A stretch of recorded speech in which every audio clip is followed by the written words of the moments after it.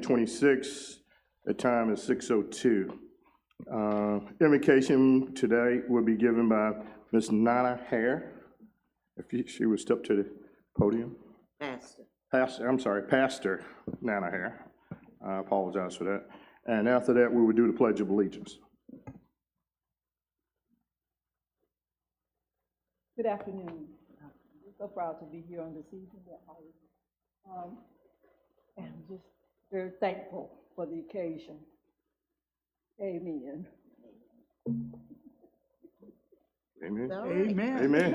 Amen. If you could please stand.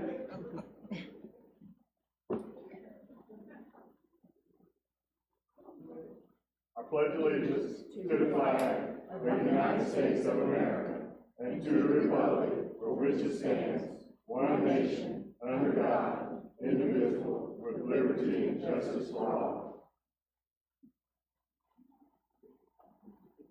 That was mine.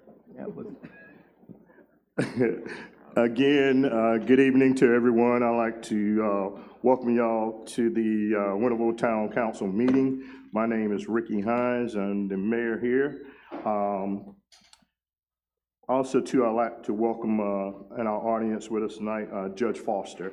He's here tonight in our audience, and I don't know if I see any other elected officials out there, but if you are, just throw your hands up, and I recognize you, but not. And thank you, everybody that's watching this online as well. So next up will be the roll call. If you would grab your clickers, please.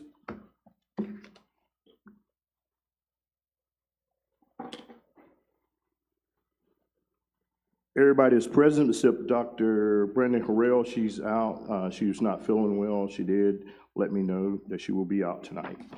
Thank you all.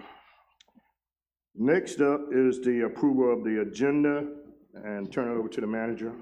Thank you, Mayor. Good evening, everyone. We just have one quick change, and that is on the second page under other agenda items. Item number 5 will be removed as Councilwoman Harrell is not here this evening. We will bring that item back in May. All right. Is there any other? With that being said, could I get a motion to approve the agenda? Motion to approve with one amendment. Second. Okay. Have a motion to approve the agenda with one amendment. Motion made by Councilwoman Smith, second by Councilwoman Robinson. Any discussion? If none, please use your clicker. Motion carry. Next up, we have some proclamations, and I'm gonna turn it over to the clerk. Okay. Tonight we have several proclamations, as the mayor said. And I will recognize these. The first proclamation is the Pitt Community College Month. Whereas Pitt Community College has served as a cornerstone of education, workforce development, and opportunity in Eastern North Carolina since 1961. And whereas the college provides high quality, affordable, and accessible education that empowers more than 20,000 students each year to pursue meaningful careers and contribute to the vitality of our region. And whereas Pitt Community College continues to expand opportunities for students and employers through innovative programs and partnerships, including the opening of a new welding technology building and collaborations with local communities to support entrepreneurship and afford housing. And whereas the college has earned national recognition for academic excellence, including a top-ranked cybersecurity program and designation as a military-friendly school. And whereas Pitt Community College employees, students, and alumni demonstrate a deep commitment to service and community, strengthening Winterville and Pitt County through education, innovation, and leadership. Now therefore be it resolved that the Winterville Town Council hereby proclaims April as 2026 as Pitt Community College Month in Winterville, and encourages all residents to recognize and celebrate the college's contribution to the prosperity and future of our community. I do set my hand and cause the seal of Winterville to be affixed this 13th day of April, 2026. Mayor Richard E. Hines. If Ms.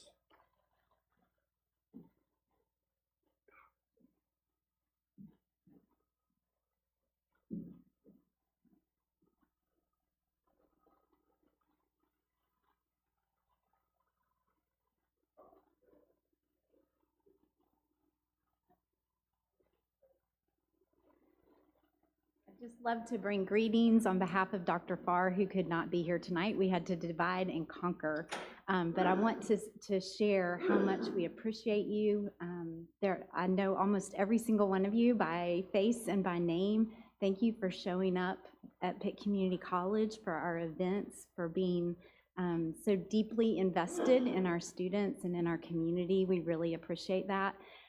Also just want to share that we are so proud to be in Winterville. Mayor Hines and I like to tease about this a lot, but we really are your community college. And I like to share when I go out in the community that you can't go anywhere without running into someone who has come through Pitt Community College, whether you call 911 or you're at the hospital or a doctor's office or getting your hair cut or maybe getting your car worked on or your HVAC breaks or something. But we know our place and we know what our role is in educating and empowering our students in our community for success, and you are paramount to that. So thank you very much. Thank you. Excuse me. I would like to say that I started my career in my trade, went to school at Pitt Community College, and I tell you, it was very successful for me. And I would advise anyone, any young adult, if you're undecided for a four-year college, choose to stay close, near here in Pitt County. Pitt Community College will be the right place to be. I just wanted you to know that. For that. I need to put him on a commercial. Yeah. Thank you And for sharing that. he's right, Ms. Cox. In March, I was in DC. We had what we call Heal Day. And of course, that's what, in one of my sessions with mayors from all across the country, I talked about Pitt Community boasting about the Weldon campus, having the largest in North Carolina. And so they was talking about economic development, workforce, and I said, well, we're doing it all right here in Winterville. So. Right, thank you. And you will also receive an invitation to the ribbon cutting for our welding building that is coming soon, probably next month. So. And I echo what both of these men have said about Pitt Community College. And looking at it from the standpoint of continuing ed, I just finished a course out there last month in April. And so you get interest courses, and my daughter's a graduate, and my granddaughter will soon graduate from the early college program. Wonderful. There's something for Three everyone. generations. I love that. I think we've all been touched. I didn't have the opportunity to attend Pitt Community College, but 3 of my 5 children will and have gone on to successful careers. Let me go ahead and add to that as well. So I have a daughter who attended South Central, and she is going into her 3rd semester at Pitt Community College and has attained straight A's as well as become a nominee for National Honor Society. There are so many things that she aspires to do, but human services is one that she is excelling at, and we thank you. Thank you for that. All right. Thank you. I appreciate that very much. Next. Our next proclamation is honoring public power line workers. Ron's gonna get me on that one. Line Worker Appreciation Days, April the 13th and April the 18th, 2026. Whereas on January 3rd, 2017, the 115th Congress of the United States adopted House Resolution 10, recognizing line workers, the profession of line workers, the contributions of these brave people make to protect public safety, and expressing support for designating April 18th as National Lineman Appreciation Day. Whereas on April 15th, 2015, the North Carolina General Assembly ratified House Bill 140, which designates the second Monday in April of each year as Line Worker Appreciation Day in North Carolina. And whereas the Town Council of Winterville celebrates the profession of electric line workers and wishes to honor its electric department personnel for their exemplary service to the town and its citizens. And whereas public power utilities employ electric line workers, the men and women responsible for building and maintaining the distribution lines that bring electricity to the homes and businesses, whereas this profession demands passion, dedication, and ongoing training, requiring line workers to maintain power lines around the clock to ensure they provide safe, reliable energy to the community. And whereas line workers are often first responders during storms, working to repair any broken or damaged electric lines, often under hazardous conditions, to make the area safe for other public safety heroes. Whereas line workers play a vital role in the lives of our citizens by maintaining and growing our electrical infrastructure, risking their lives by working with many dangers of high voltage electricity. And whereas the line workers of Winterville's electric utility, their devotion to safety and their example of service above self are deserving of the respect, admiration, and appreciation of all the citizens of Winterville.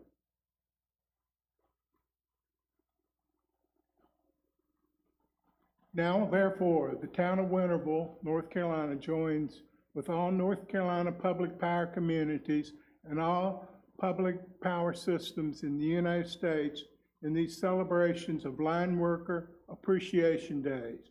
In witness whereof, I do set my hand and cause the seal of Winterville to be affixed this 13th day of April, 2026. Richard E. Hines, Mayor. Thank you to our utilities, our power workers. We appreciate what you do, your dedication to be out there in the time of danger and risking it all so that we make sure that we're safe. And we appreciate what y'all do. Thank you, Ron, and make sure you let your staff know.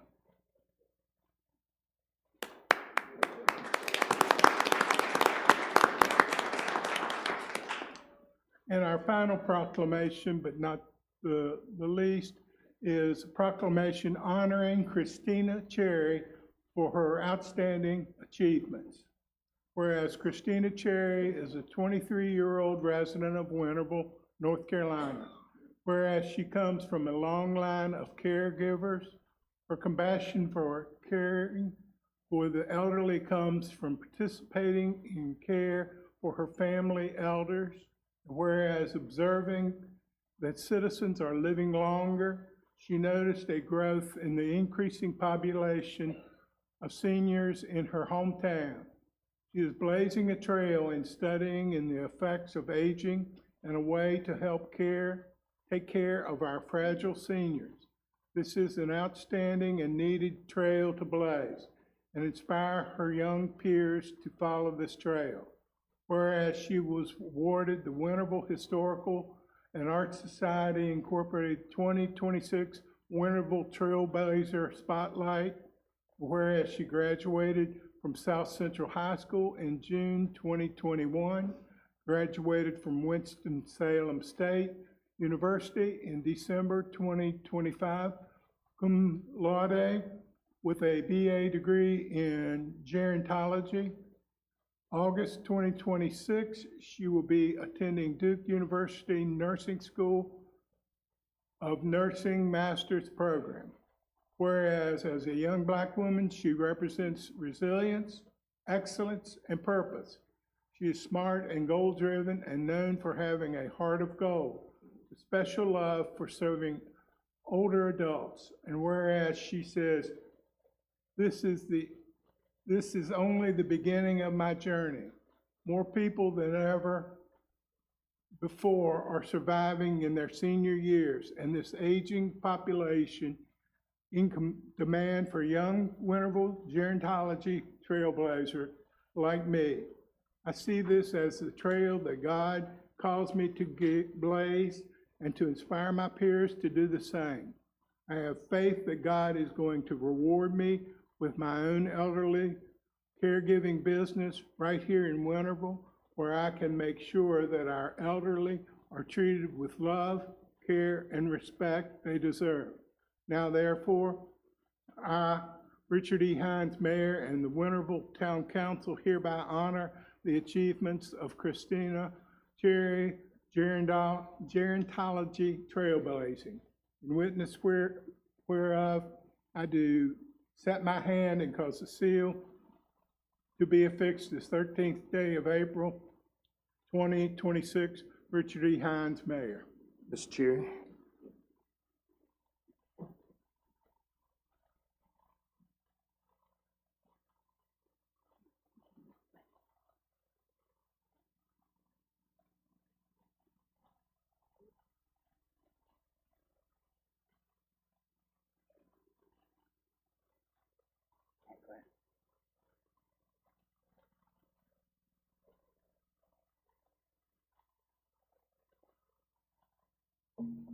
Good evening.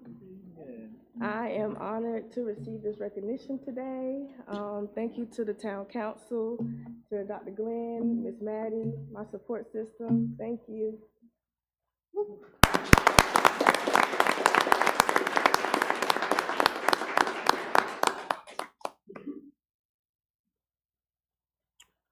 Next up, our presentation, we have the National Fitness Campaign.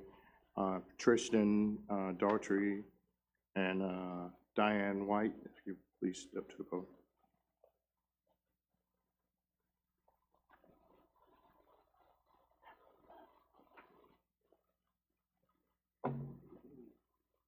Good evening. We're excited to be here tonight to share a project that both Parks and Rec, in partnership with the Economic Development Office, is in the early stages of pursuing. To begin, we'd like to show a short video from the National Fitness Campaign that highlights their mission and gives a great overview of the Fitness Court Studio.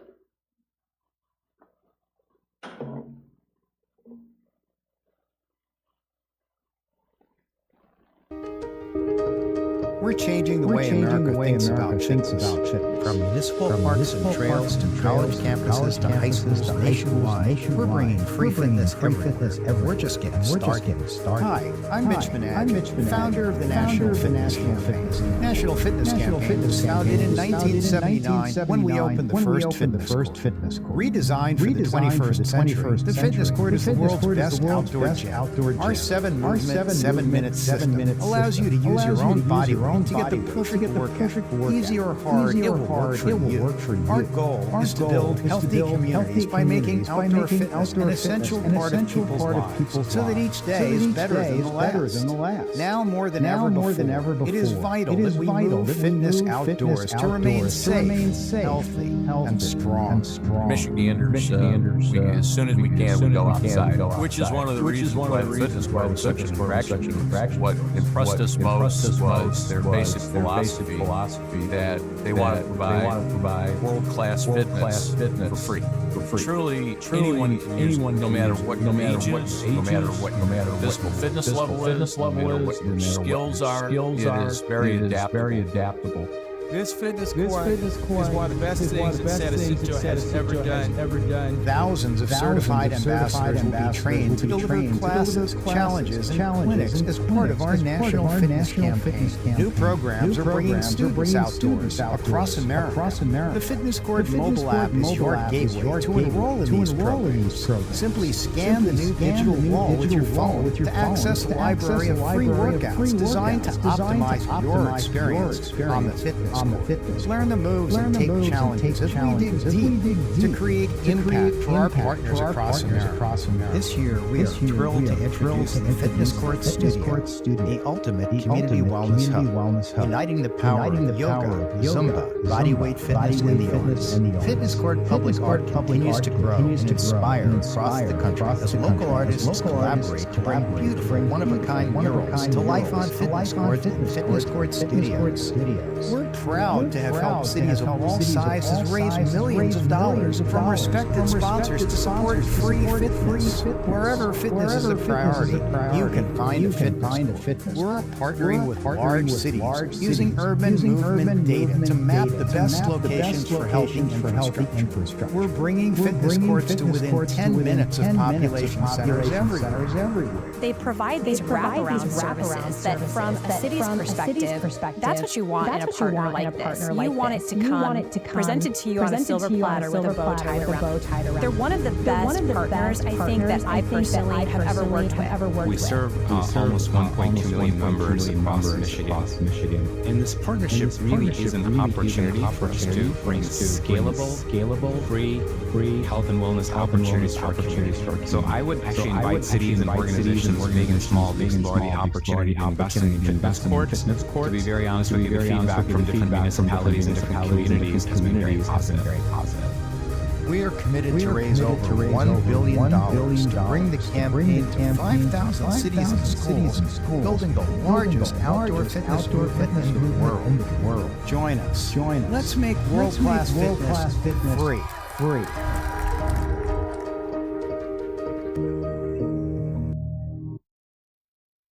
So as you saw in the video, the National Fitness Campaign is focused on building healthy communities through accessible outdoor wellness infrastructure. From our perspective, this is a natural fit for Winterville. We continue to hear from residents about the need for additional recreation and wellness opportunities. That feedback is also reflected in the town's comprehensive recreation master plan, where outdoor fitness centers are deemed as a priority. So this project would directly respond to that need. From an economic development standpoint, investments like this support quality of life and are seen as an amenity. They help make Winterville not just a place where people live, but where people want to stay, spend their time, and choose to invest.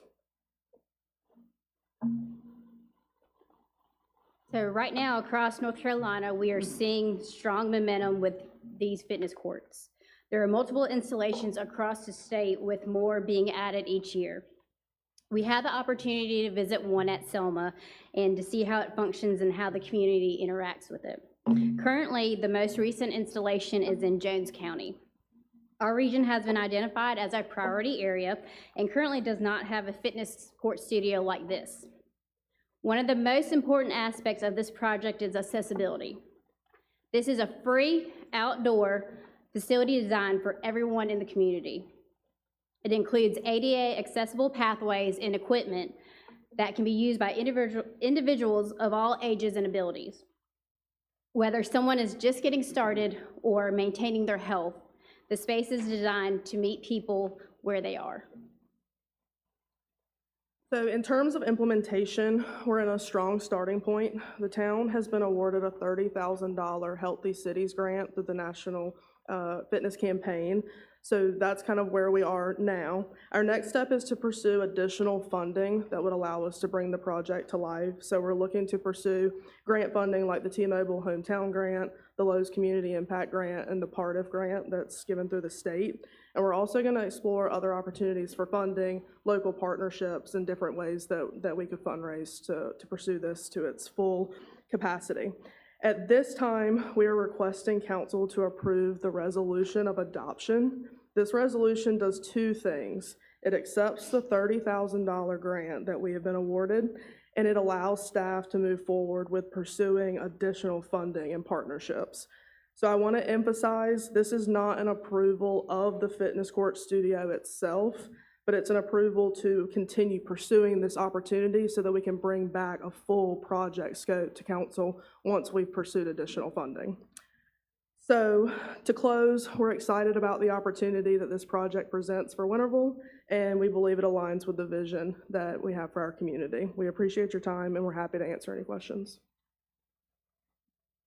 Anyone have any questions?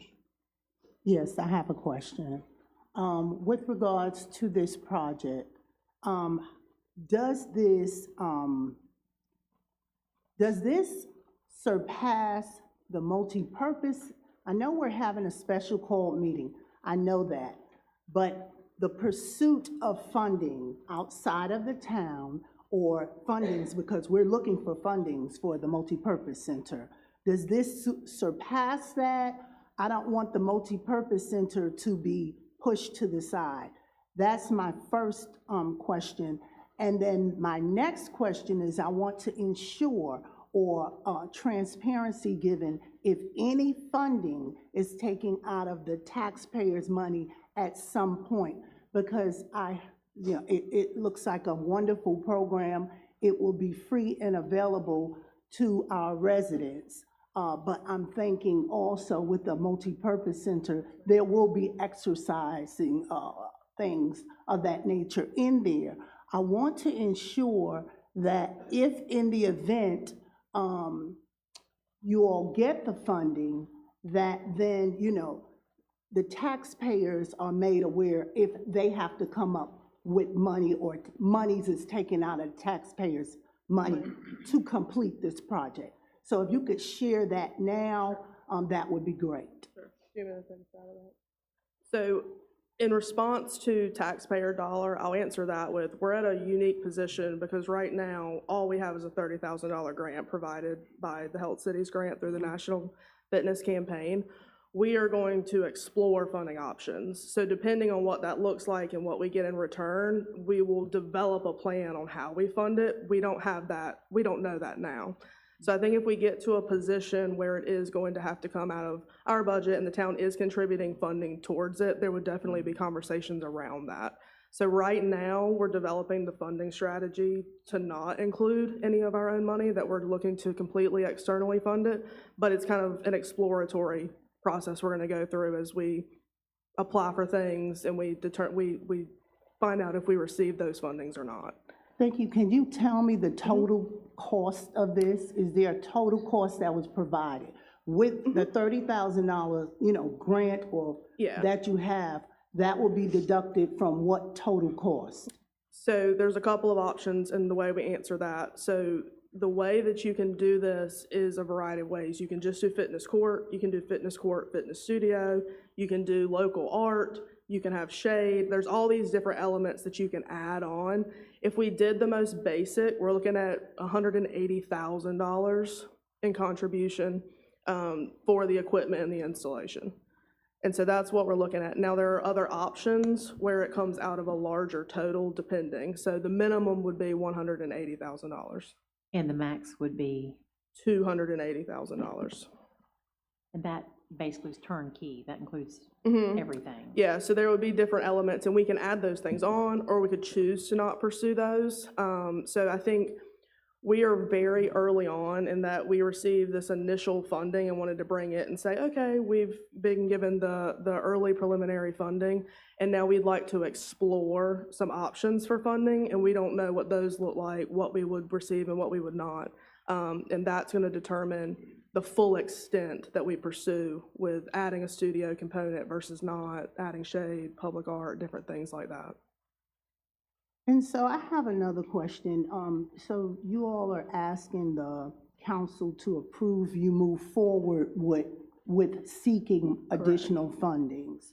So again, we are approving that you seek additional fundings, but if you do not, how does that work? Are you gonna come back prior to asking for taxpayers' money? Because my stance is I don't want taxpayers paying any additional monies when we already have something in place that has been in place.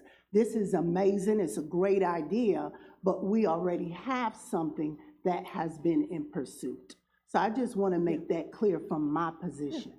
Well, and I would say anything moving forward, whether we receive funding, whether we didn't, we would come back with a full project plan on whether this is not going to be in the near future versus we've received this amount of funding and we're still missing this. And so how we choose to pursue the fitness core, also how it's funded, will come back in a full project proposal. And I would say a lot of the funding mechanisms that we're exploring are more amenity-driven, placemaking, and economic development, so they're lower funding levels, like $50,000 and things.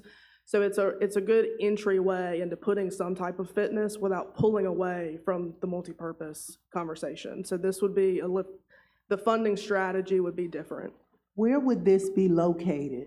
So part of the process moving forward with the project plan is we submit a variety of different locations, so we can submit all of our parks, we can submit any vacant land, and the National Fitness Campaign has a site selection committee, and they evaluate sites based on accessibility, road access, parking. So it hasn't, the site hasn't been selected yet. Part of our process in applying for the grant is submitting sites, and as we move forward with, first, if we do the fitness court versus the fitness court studio, it gets a lot larger, and so the space has to be a lot larger to accommodate it.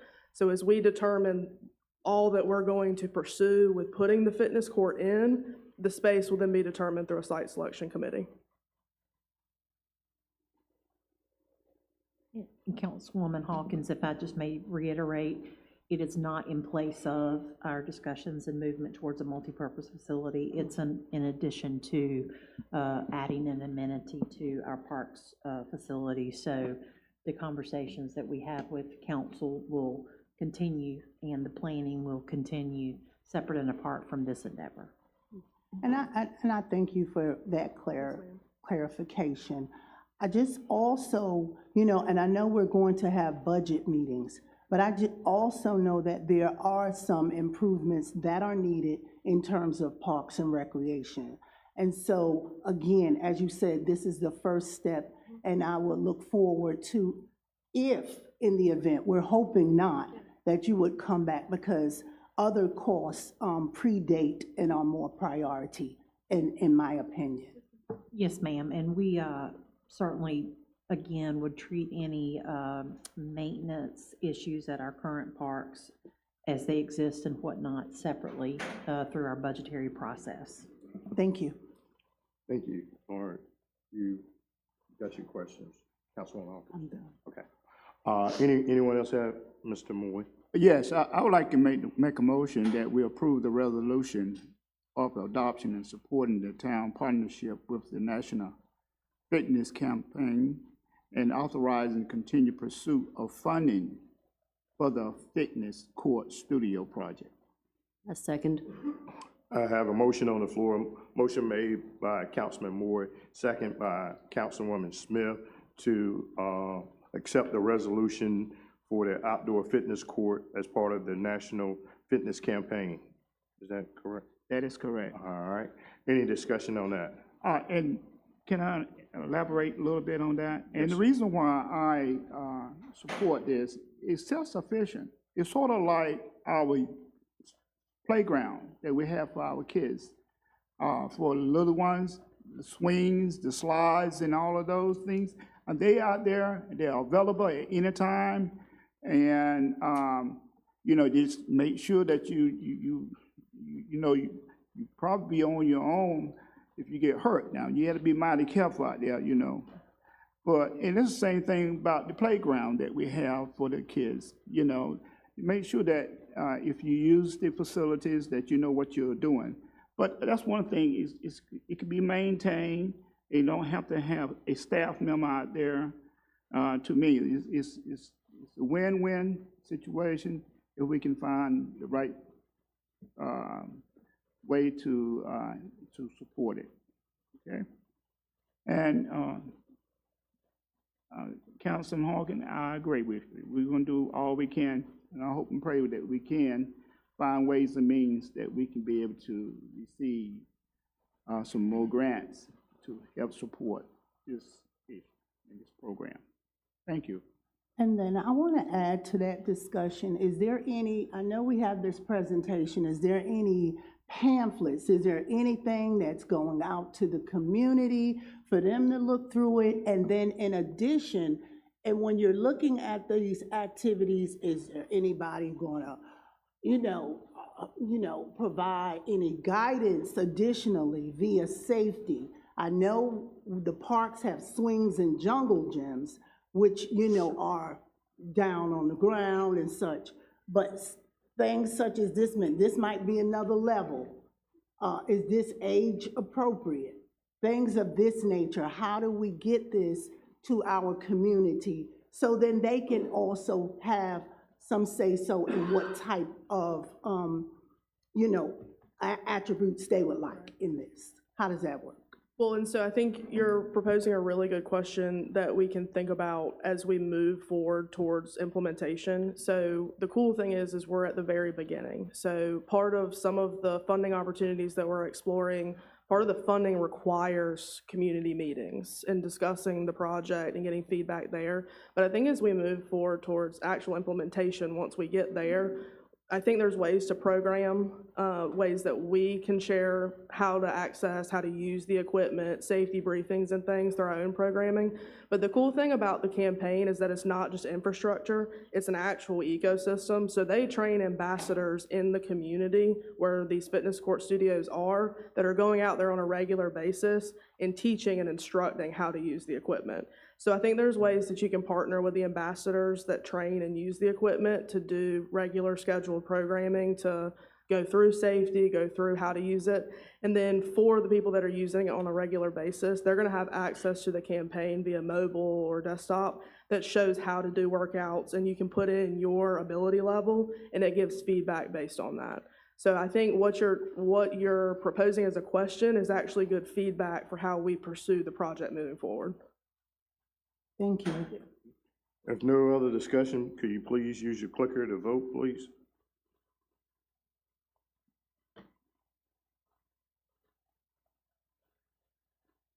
Motion carry. Thank you. Mayor, I'd like to thank Tristan and Diane for their hard work on this endeavor. It is an exciting opportunity, and thank you for putting it together. Thank you. Next up, we have Impact 180 Girls Flag football team, year-round opportunity for wonderful youth. Mr. Miles? Yes, sir. All right. Can everybody hear me well? All right. Good evening. Oh, I'm sorry. Good evening. How's everybody doing? All right. All right. It's nice to be here. I'd like to recognize Mayor. I appreciate you. Councilwoman Hawkins, I appreciate you for recognizing the things that I do. Impact 180. Before I talk about that, I'd like to talk about myself first. All right. I graduated from South Central in 2011. After I graduated, I went to East Carolina University. I didn't finish my first time around. I left and went to the military. Left the military in 2016. When I got out, I went and got my CDL, and I've had it for 10 years now. In 2020, my father was in a bad car accident. I got off the road, I came back home. I didn't do anything for a while. I went back to school. I went and got my degree at ECU. I graduated Distinguished Honors, magna cum laude, with a degree in sports studies, major in sports studies and a minor in Parks and Recreation Management. During my senior year at ECU, I started coaching here at South Central High School.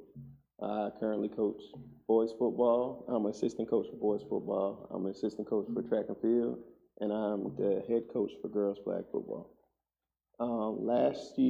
Last school year was the first year that girls had flag football.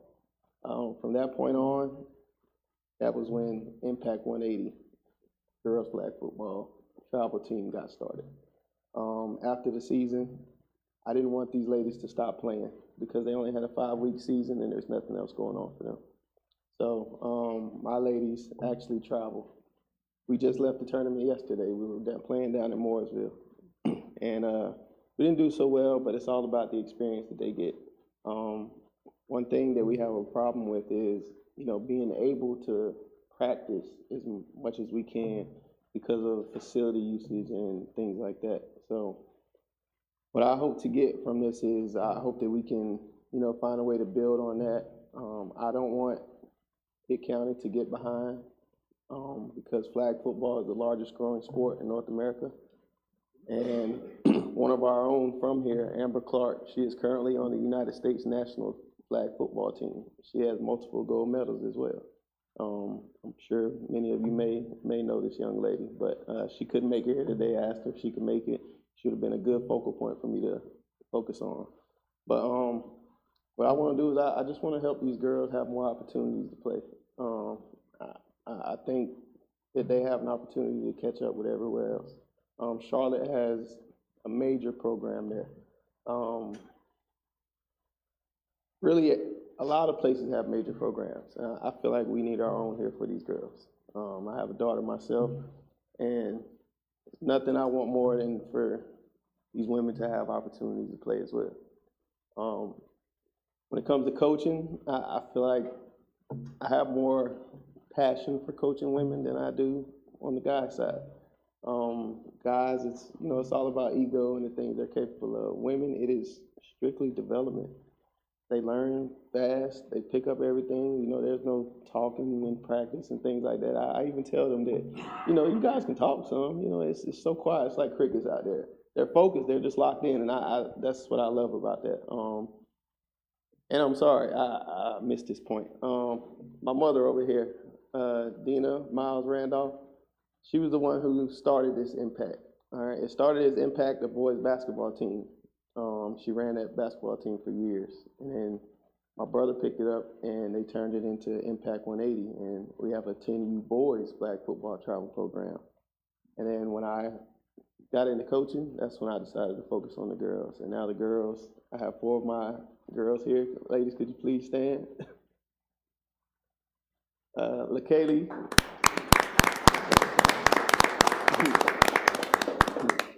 I got Kaylee, Kamaya, Lorraine, and Jalen. Ladies, thank you for attending this for me. All right, y'all can have a seat. Major point, let's just try to focus on getting these girls opportunities to get outside and play. Any questions from anybody? I remember meeting you over at South Central on a Saturday. You was out there working out with the young ladies, and I talked with you. And we talked about your program. So I dabbled a little bit in coaching tackle football, so I found it very interesting when I went out there and saw them out there, and they were intense. They were feisty, and they was going at it. You know, I was really impressed with them. They picked up on, like you said, they was picking up on what you and your other coach was trying to teach them. But I also was at Carolina Panthers game when they brought in the flag football. The girls from South Carolina and the girls from North Carolina played against each other, and Amber Clark was there. Amber was coaching the North Carolina girls. Oh, yeah. Yeah. So it was quite interesting, and the sport is growing in the western part of the state. And so hopefully we can get it here in the east. But my question to you is trying to build it year-round. Have you also looked at, just throwing it out, with the new Pitt County Recreation Department? Because they're getting ready to build more fields. I know across the river, they're getting ready, I think in the next month or two, to start building some open space out there. So that may be a good place if you're trying to continue what I'm saying, to try to keep them going right now. You know, I know they're going to be opening up some fields over there. I think maybe, have you looked over at Alice King as well? Honestly, no, I haven't looked at anywhere else. Because I coach at South Central, Right. my athletic director allows me to use the field, and so we've just been over there. I've also used Hillcrest Park for the recent camp that I had, and I'll be using it again in the future. Yes, sir. Thank you, Diane.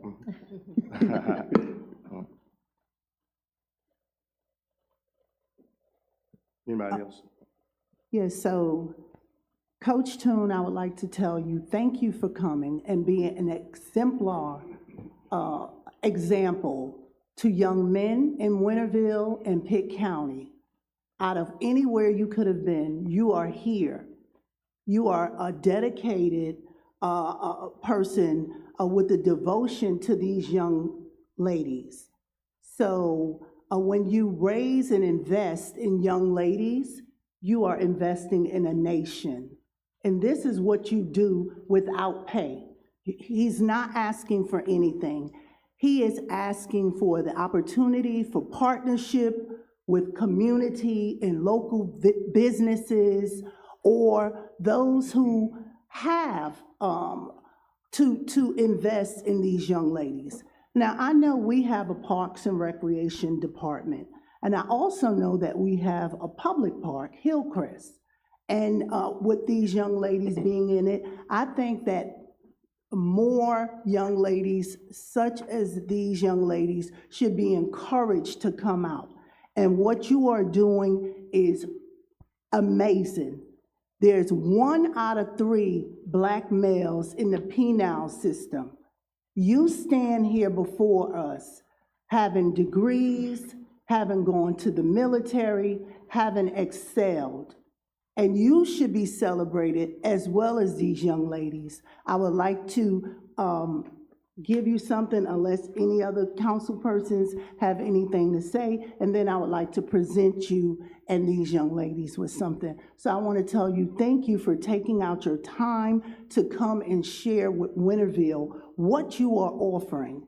He offers this year-round, rain, sleet, cold, warm. He is offering young ladies core values, not only the sport and the skill, but core values. And this is very rare, but it is all over the country, and it is right now here in Winterville. So thank you very much. Anybody else have anything? I come into this not knowing what it looks like. You know, I've seen the football play with the little red tag behind it, bullet, you know. So I'm honestly, I admit mine, I'm not very familiar with it. But I do applaud you and your efforts to involve girls in activities, in sports, and to also provide, that variety means a lot. It means that you're gonna have more people participating. And I don't know anything to do but ask our recreation department if they can coordinate with you and assist you as best they can. And and with the things that you're trying to do. Because we've always fought with that. We don't have a lot of recreational activities for girls. That's always been something we've been looking at. And this may be a way of adding a choice for our young ladies in our community. So thank you, girls. Thank you, Mom, for training them well, for being part of this project. And I would like our director or town manager to see if they can follow up with Mr. Miles or Coach Toon to see how they can collaborate with him, because this will pique the interest of elementary school girls, middle school, high school, and then on to college and professional football. There is no limit to what you can do, and thank you for helping them to emerge. So thank you. I would like to give you something. I need to meet you in the middle.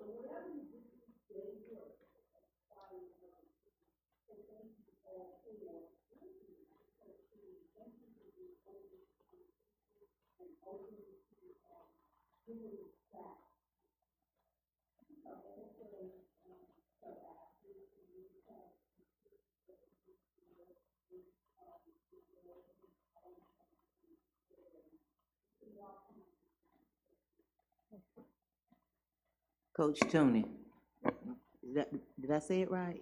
Here's a small donation to help you with it.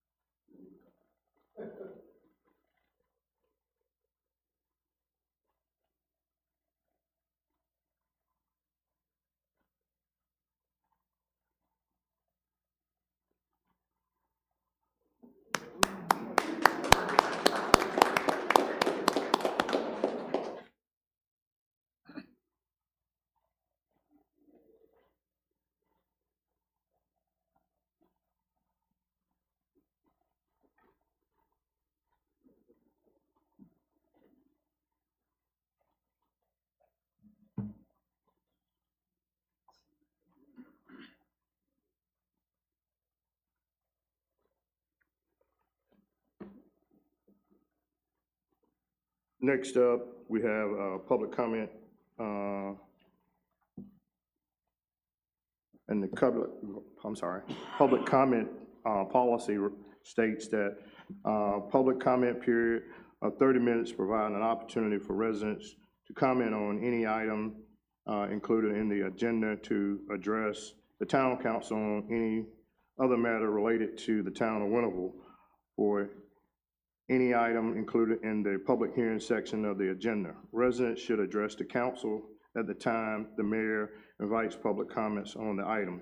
No public comment may be made to the council during the meeting except during the public comment period or as part of the public hearing. Individual speakers are limited to a maximum of 3 minutes, and no more than 3 speakers may address the council on any single matter.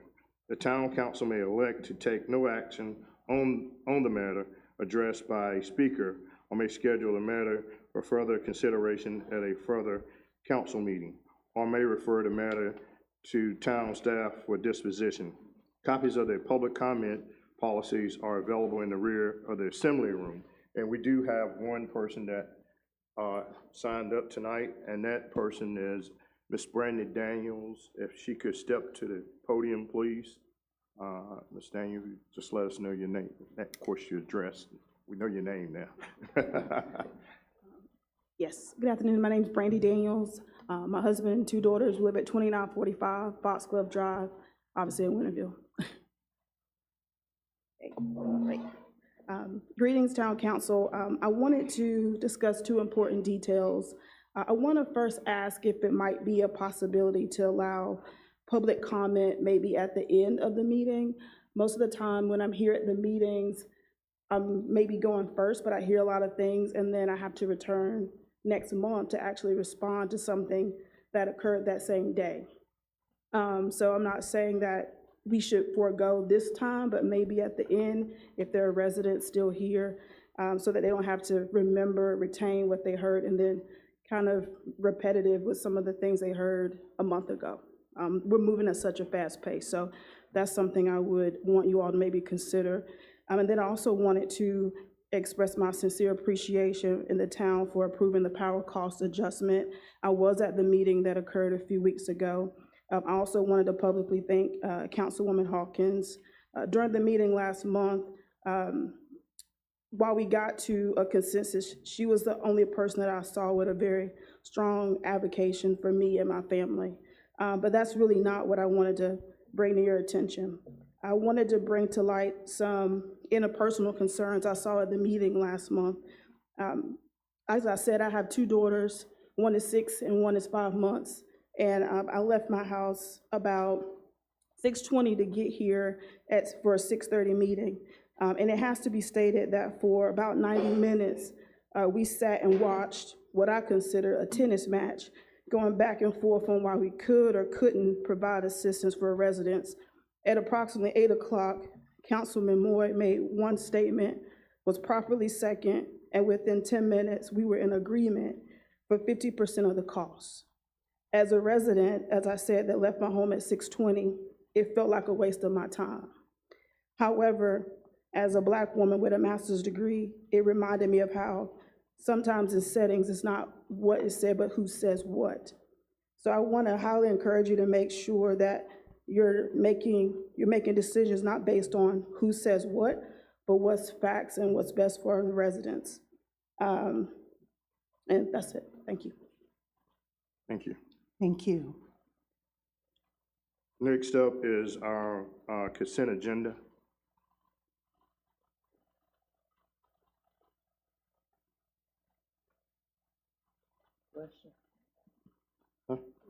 Consent agenda. Once it's a motion, and then we can have discussion, correct? Yes. Okay. I make a motion that we approve the consent agenda. Second. I have a motion on the floor, motion made by Councilwoman Robinson, second by Councilwoman Smith. I now open up to discussion. Yes, so again, I would like to make sure that the consent agenda and all of the 8 items have been made available to the public in terms of when we see the list of items, again, where could that be referenced? I'm talking about for a citizen who has just walked into this room. I know I was told that this was going to be put on the website or what have you, but for a citizen who is coming in, how is this disclosed in terms of them getting information about the consent agenda? I don't know how other towns or municipalities does this, but I also do not know if other towns or municipalities have had a council person ask this.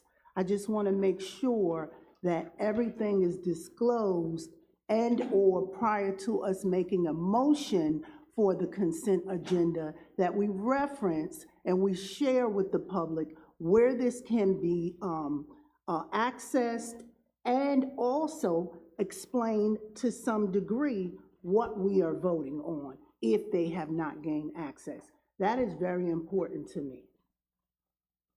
And then in that, with my statement, what can we as a council do to ensure that the public, has access or at least know what we are making a motion, what we are voting on, what we are discussing. Councilwoman Hawkins, I can speak to every month's full agenda packet, and there are abstracts and the associated information behind the abstract on the consent items in our agenda packet that's posted online for the monthly meeting. That's posted the same day that we send the packet out. So those items can be found in its entirety in that packet. And I'll leave any other discussion about the meetings itself to count. Yeah, sure.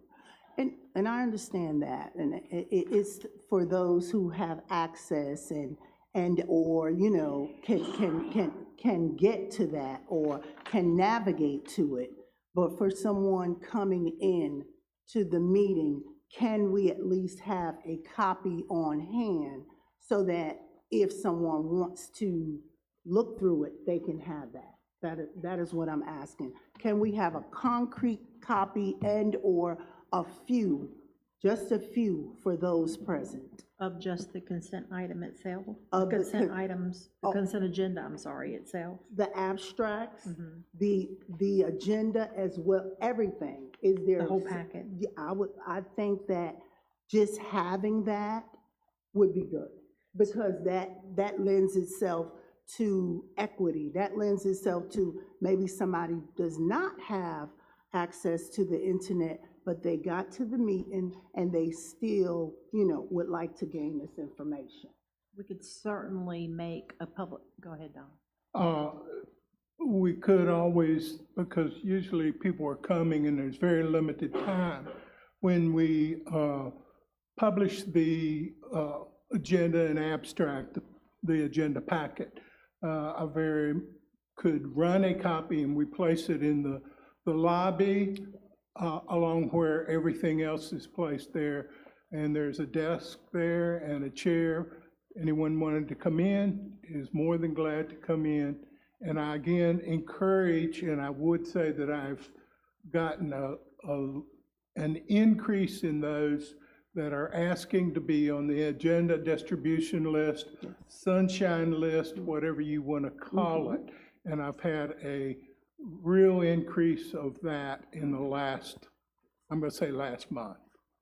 I believe Mr. Harvey read my mind, so I was going to suggest that we could make that a public copy available, and then the night of the meeting, we could relocate it out here in the lobby.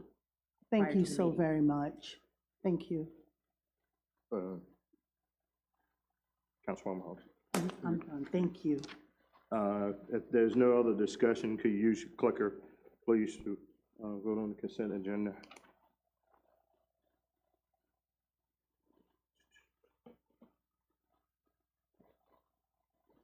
Motion carry. Thank you. There's no old business. New business. Winterville Business Network International Use of Community Room. Tristan.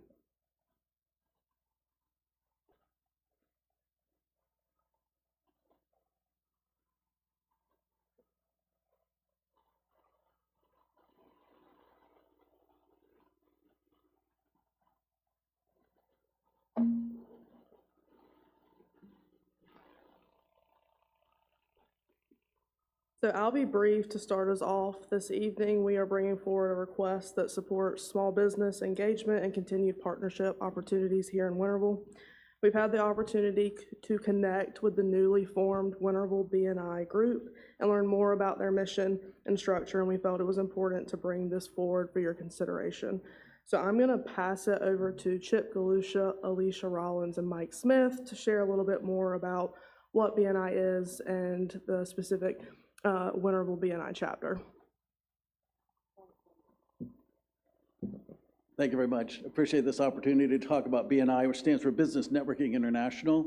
It is an international network of small businesses. We have 280,000 members around the world. We have one chapter in Greenville. We're looking to put one into Winterville. We have 33 or 4 others throughout the Raleigh area. We've got Wilmington, we've got the coast. So it's coming into Eastern North Carolina. Specifically in the Greenville chapter, they have 33 members now. They've been in business for about 10 years. They've been meeting, and over that past 10 years, they've done $3 million in business just between members. So we like to support business. We like to train folks on how to network, how to get small business referral network marketing, really, and then we track the results of that, which are basically the money that's passed between and amongst the groups. So like I said, in about 10 years, we managed to do that much. We'd love to do a second chapter. We're looking for a place to hold the meeting. I don't know if any of you have tried to find a place to have a meeting at 8 o'clock in the morning that holds 20 people. It's a little bit difficult, and so the partnership with Winterville and with Tristan and with the Chamber of Commerce is really wonderful, and we appreciate your looking into this opportunity. We definitely think, oh, hi, Alicia Rollins. We think that having a local Winterville chapter so we can showcase all the different businesses and partnerships and help with businesses that either are in Winterville or serve Winterville. We try to do a monthly visitor meeting and invite different businesses to local Winterville businesses. You can see here we've been to like Biscuit and the Bean and Cooper's Cup and Local Oak and Grounded, and so we try to do that and invite and teach people about BNI and what it can do for their business. And so having something in a Winterville presence we think would be really great for the community, and then being able to serve the community and give back, we think would be wonderful. Hello everyone, thanks for the opportunity. My name is Mike Smith. I'm the owner of G&B Custom Apparel. We are actually moving here to Winterville over Vernon White Road where the construction is at, so we'll be moving there. I've done some work for Mr. Hicks. We work with TRC, so we do a lot of business for those type of organizations. We just don't do just custom apparel, but we help companies build their brands. We do team uniforms, embroidery, screen printing, company stores, we do everything. So it would be very beneficial for us, our company, of moving here and being part of this opportunity. Yes, Mr. Smith Hines. He said Hicks. Oh, I'm sorry, Mr. Hyde, I'm sorry.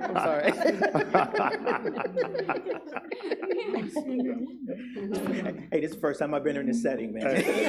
That's okay, that's okay. So I've had the pleasure of I've been to a couple of the visitor events, and I've been working closely with this BNI chapter. And so they are looking for a place to meet, and within the town, having a place that can accommodate the number of people that are attending these meetings, where they can host it during business hours. It's not very feasible to do their regularly scheduled meetings in a public entity that's open for business. And so it would hurt my heart if the local business networking group had to meet outside of Winterville. And so the proposal tonight is similar to the way that the Greenville chapter operates. So they operate in a meeting location. They do not pay for that location, but they do a project or a service project in lieu of. And so for consideration, staff is requesting council's consideration to allow the Winterville BNI group to utilize the town's community room at no cost for weekly meetings in lieu of a service project to be determined at a later time. And we can answer any questions. Tristan, you've already consulted with the office manager at the public safety, or in the police department, Yes, who ma'am. does the scheduling and the time that the group meets and all works well. The time that the group meets, there are no conflicts until you enter voting season, which would be, we would have to make accommodations for that timeline. But at this time, there are no conflicts. Thank you. I missed, how often do you meet? They meet weekly. Weekly? Mm-hmm. How long are your meetings? Yeah, so 90-minute meetings, and it's just use of space. It's a formal staff-like meeting, so there's no food, things like that. And it's set up and tear down. Get here 8 in the morning, starts at 8, okay. 8 a.m., which day of week, did you all pick a date of the week so that we can, what day of the week would it be? Thursdays. Thursdays at 8 a.m. Yes, ma'am. Is this, you say this is open to the public, and this is not open to the public? But it's just for the immediate, well, they can do this, right? Yeah, I guess they could. So you join the group. So it's open to the public to be able to join the networking group, and there's different representatives from different industries and things like that. And then they do regular meetings where they do open it to the public, and they do visitor style where you can come in and experience a meeting, and then you have the option to join. So it's a membership-based organization, but anyone that works in small business, has a small business, has the eligibility to be able to join. My question is, you say they have one in Greenville, and we only talking about just the full lane separate us in Greenville. So my thinking is, why you don't merge with Greenville? Probably the primary reason that we don't merge them or we have multiple chapters is one of the defining efforts is that for it to be an official member, we have one business in each chapter. Their whole goal is to build relationships between members. So we could in a chapter have 5 lawyers, but one would be an estate planner, one would be a criminal attorney, one would be a personal injury attorney. So once a personal injury attorney has joined or a real estate agent has joined a chapter, then for another real estate agent to come in, there would need to be another chapter. So we want to duplicate that because we don't want to have 14 of one kind of doctor maybe. And so this makes it, we're building relationships between these businesses. And so we're forming a realtor and a lending agent and a handyman and a roofer are all becoming really well connected. They know each other's businesses and they can serve their customer better. So yeah, and so yeah, in the local area. So you can't just have, oh, I want to join, but there's already a councilman on the chat. I couldn't join again. So that's why we want to put them in separate places. We could have multiple chapters in Winterville. We could have multiple chapters in Greenville. That's why I said we have about 35 in Raleigh. But it's defined on by what your business is. I have another question. So I see the image here and I hear you all explaining. Do you have a pamphlet for us? Because for me, you're asking the council to approve a date and a time with no limit, like this is from now on. We do also have a Chamber of Commerce that does similar collaboration and partnerships with businesses. So what makes this, somebody please help me. I'm asking the question for help. What makes this different than the Chamber of Commerce that we help to fund? And then now in addition, we would have this business or this company, and it would be taking the space, all right? Is it from 8 to what, 8 to 9, 8 to 10? 8 until 9:30? 8 to 9:30 every Tuesday. So Every Thursday. Excuse me, every other Thursday? No, every Thursday. Every Thursday. So, and that's why I need, because I'm a person who likes to read, so 8 to 9:30 every Thursday, that's just blocked off from now on. Is there a contract? Is there any policies? Is there any? They would fill out the application for rental application, if you will. We'd have that information on file, as we have done with other entities. And in terms of any information to be able to hand out to council, I would defer to the members to see if that's something that you all could supply us. Absolutely, we could supply. But we'll be glad to put that, or to get that out to council members. I'll kind of speak to the first part of your question. So our Economic Development Office, as well as the Chamber, we engage with B&I groups. So we go in on a regular basis in Greenville, and we would do the same in Winterville. We go in and present about our offerings as well. So when you look at these pictures, several of the people in these images are also members of the Chamber. So this is much more formal for this group. They're doing referrals amongst themselves and networking. And I think what speaks to what B&I does is it creates economic impact in a local area. They track the dollars spent. It keeps business local. They're helping refer in this area. And then the Chamber of Commerce does things where it opens it up to the public. It's very much networking. You don't have to be a member of B&I. So I think they serve a little bit in different ways, but we all work together, and we go in and speak. I go in and speak at B&I groups about doing business in Winterville and pitching that. I mean, you see there are businesses relocating to Winterville and vice versa. We all kind of work in the same ecosystem together. So I don't know if that answers the question, but we all kind of collaborate in different ways. And I hear the word collaborate, and I don't want to, extend the conversation. The vote is going to be the vote. But I just, why Winterville? That's a question that I asked on interview. So why Winterville? We think Winterville is an area of opportunity. It has a lot of small businesses. As Tristan's point is, we do work very specifically with how to network, how to referral market yourself. We work well with chambers. We think that all of our members should also be a member of a chamber, but we have slightly different purposes when you get right down to it in terms of how we train our people. We meet every week. We have an educational moment. We hear what everybody's doing. We build these referral networks. We really didn't want to put two right off the bat in Greenville. Why duplicate that city? We would like to go there. We'd like to go other towns as well as we go. And so we think that this brings, one of the things that B&I is really good at is the velocity of dollars. We keep them local and we keep them moving. And so in looking for places that we could have an economic benefit, Winterville seemed a logical place to expand to. And then this is, they're not paying any rental. It's free. They would do a service project in lieu of the actual rental fee. And what would be that service project? Oh, wow, I would defer to. It would be determined based on what the needs that you all thought might be something that we could be beneficial for. Could you give me an example of, I'm not trying to, I'm just, if we're gonna vote on something that is long-term, so what would be an example of a successful service project, and who would it benefit? Would it benefit youth? Would it benefit elderly? Would it benefit In what capacity? That's my question.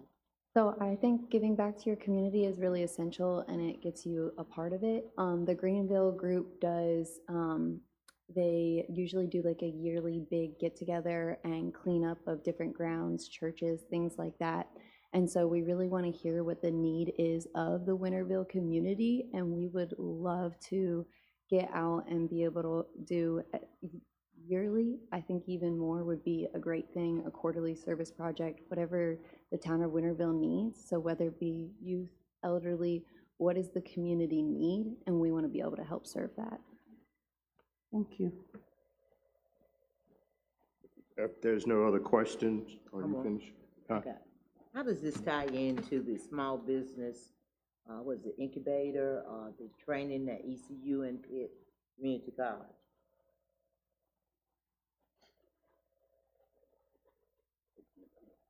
It ties in well with some of the other training. Again, people have different aspects of what they're looking at. So ECU, the School of Entrepreneurship, which also is where I also work, is really focused on having people start a business and giving them the training that they need, and how do they recognize an opportunity and create a business to do that. What BNI picks up is sort of the next step of that, is once you step out and you buy some tools and a truck and you're a plumber, like how do you get business?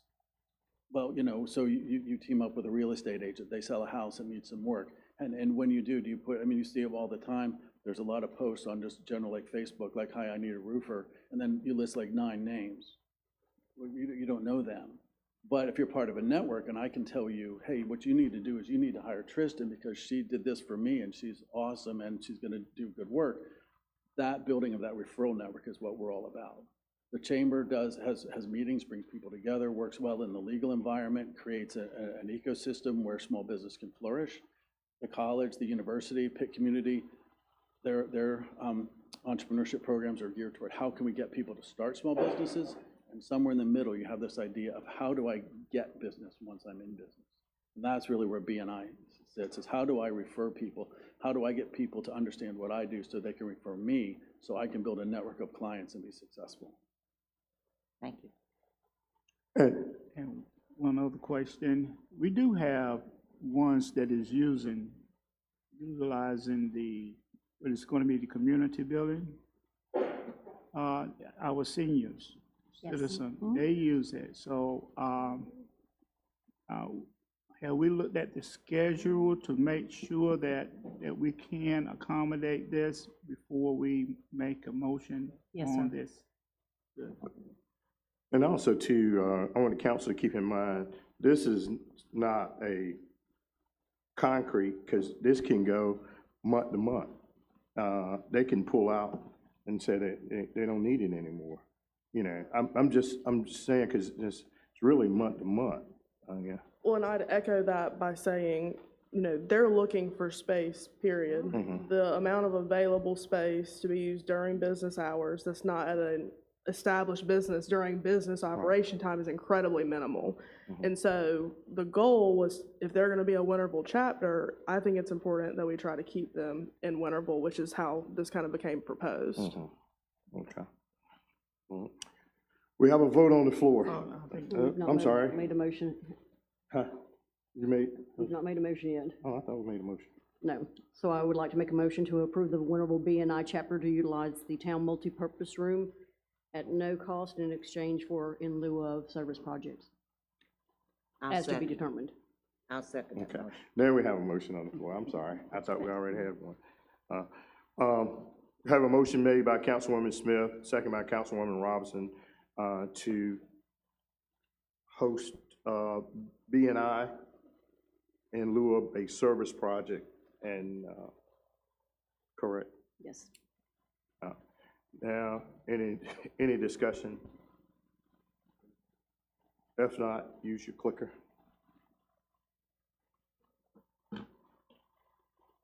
Motion carried 3-1. Councilwoman Hawkins voting no. All right, thank you. Next up,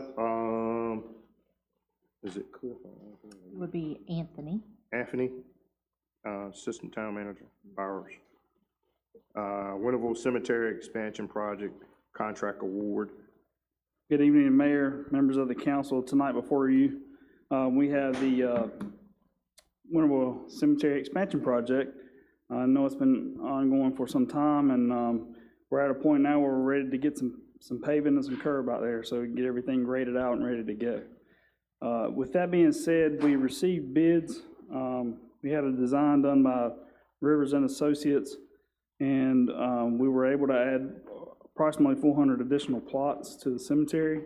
We received bids on March 27th, and having received 3 bids, Lucas Contracting LLC was the winning bidder with a value of $363,221. This project was included in the budget amendment tonight because it was more than what we had originally budgeted in this fiscal year's budget.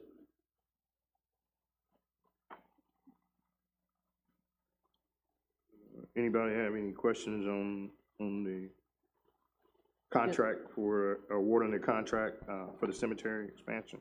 Just a point of clarification. Yes. So this is stormwater drainage, curb, paving. This will finish out this project? Right, everything but landscaping. Everything but landscaping. Okay, very good.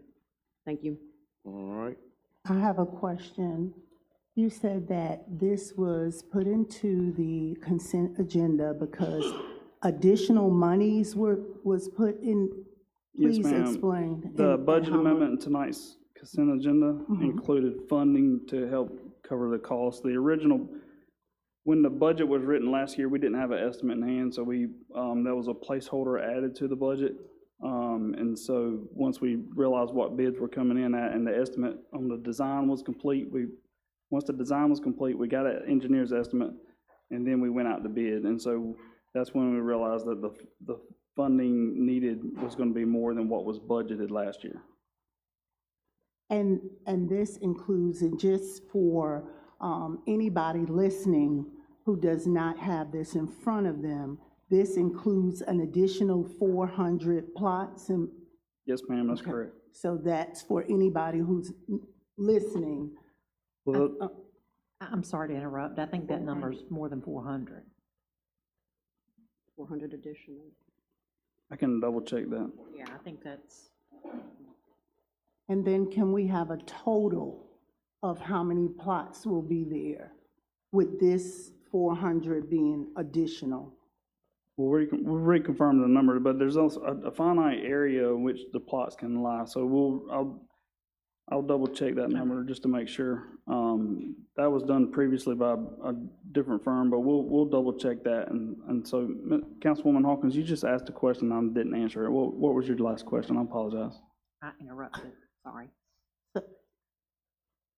So my first question was, just to clarify, the $363,221.34 is an additional monies from the prior budget. Is this gonna be in, this is not in the new budget. This is monies out of the general fund. We're taking additional monies to put into this project. Yes, ma'am, that's correct. For the contractor that was selected. And then my next question was, it says additional 400 plots. I just wanted to know what was the total, and again, for anybody who's listening, for the cemetery, the expansion, what would be the total amount of plots? As opposed to somebody glimpsing and thinking this is just for 400, just specificity.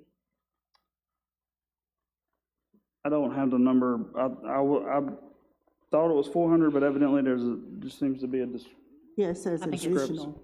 I think it's actually more than that, but we will clarify. It'd be 400 there's at least 400. Yes. That doesn't answer your question, but we'll be glad to get that. It's not gonna help tonight, obviously, but we'll be able to get that number for you. And thank you, because that's very important when we're talking about an additional 300,000.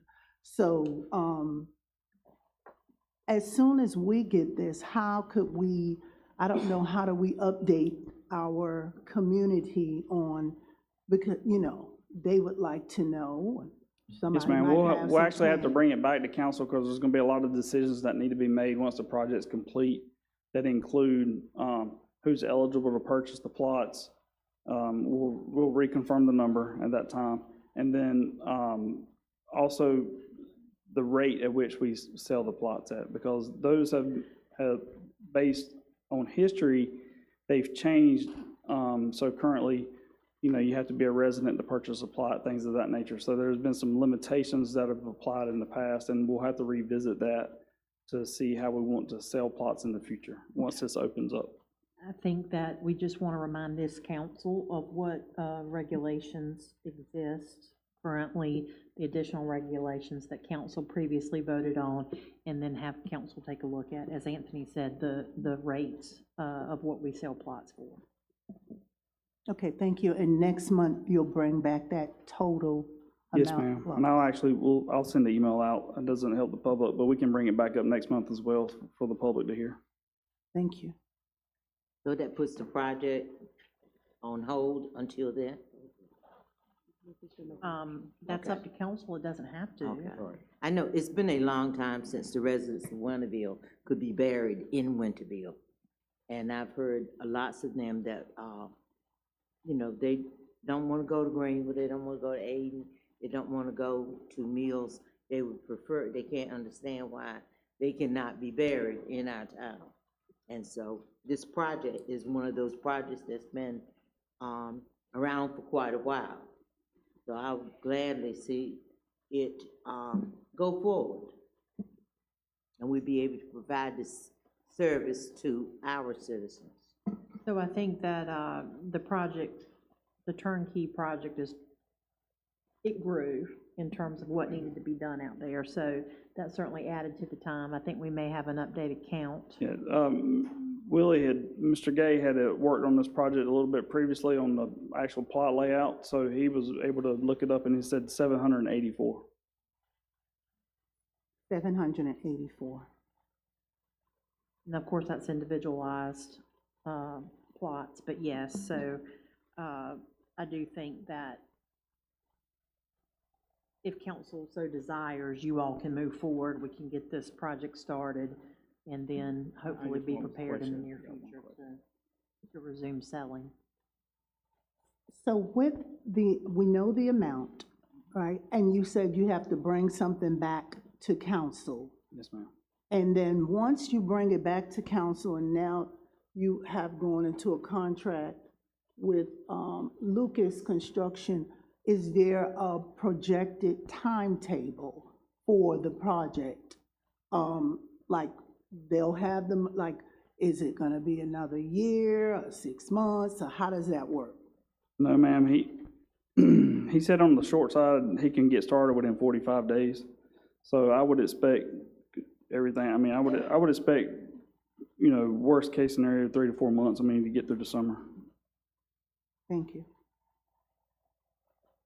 Mr. Moore, I'm sorry. Mr. Well, Moore. I still want to yield to Council Councilwoman Hawkins. I'm done. Yep, I'm done. This right here is a question to the town manager. Yes, sir. The regulation that we're speaking of, I think there's one that I think that everyone needs to be aware of about the monuments. Yes. Yes. So, I'm sorry, go ahead. No, ma'am. I think Councilman Moy is referring to a previous decision of council at staff's recommendation that in this expansion area, there will not be any headstones or above-ground monuments allowed. And predominantly that is due to the ongoing maintenance and cutting of the grass, et cetera. Staff will be working with area funeral homes and monument places to try to come up with some designs, if you will, of markers for the ground that people can purchase. But that's probably going to be the big change. And I do think that once we get back with council, we anticipate that in May, and we take a look at fees and we take a look at the regulations and whatnot, then we will make sure that we educate the public through the variety of our outlets, but ensure that everyone is aware of what the expansion area will cost and also what the regulations are. So since we brought that up, just 2 points. I was gonna make a motion. Okay, well, and just want everybody to understand the reason for the change or the potential change. It's for maintenance. With the addition of 784 more sites, if you can imagine weed eating and edging around 784 more sites in addition to what we already have, and we want this to be a place that can be well-maintained and be a place where we would be proud and happy to have our loved ones interred. So that's the reason for that change. And one last question. So the total contract with Lucas is $363,222, which is, you said, slightly over, or is over what we originally budgeted because we had to just kind of make a projection. What was budgeted? So what is the difference? So we had originally budgeted 100,000. Okay. So we're backing out that, and then we added a little money in there for contingency in case there's any undercutting or any problems with the project. Okay. Okay.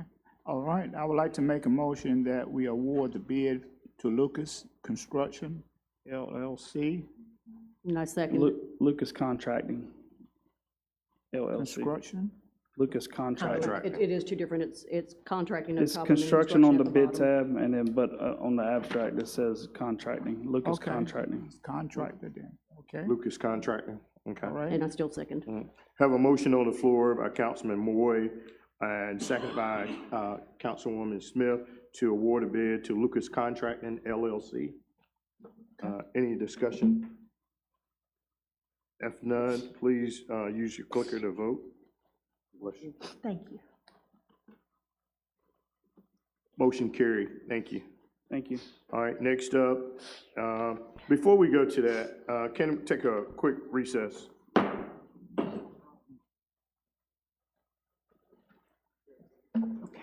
Thank you. I'm so tickled that we get that cemetery done. That's been on the agenda since before. Oh, okay. Oh, It's okay. been several years. Okay, How long- thank you. Oh, how long has it been, Willie, since that cemetery?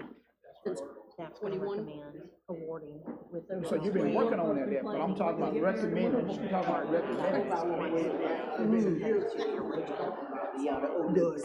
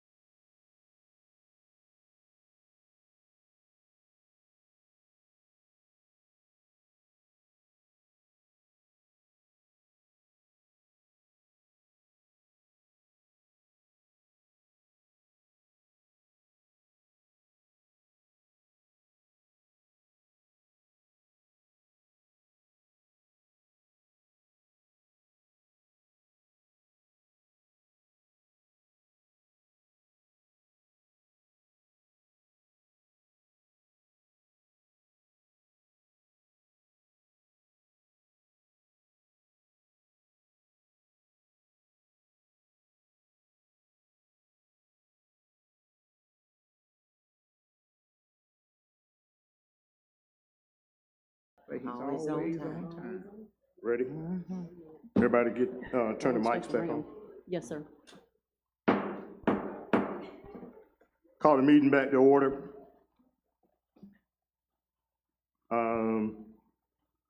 Assistant Town Manager Bowers, next up you have the janitorial service contract award. Yes, thank you, Mayor. Tonight, we have, the next item before you is the acceptance of bid from Blink Facility Solutions. They're a DBA. The parent company is IQ Journeys Incorporated. This was determined by our town attorney this afternoon, so thank you for pointing that out. The town advertised bids in the Daily Reflector on Saturday, January 17th, Wednesday, January 21st, Saturday, January 24th, and we also advertised on the town's website. Bids were due on February 17th, 2026. We did receive 3 bids. They were Blink Facility Solutions, American Facility Solutions, and Janney. Blink Facility Solutions was the lowest bid once we included the alternate. And so their total alternate bid was $96,430 annually. Staff contacted references. They've done a multitude of other municipalities, banks, and even some state contracts. And so all the references turned out good.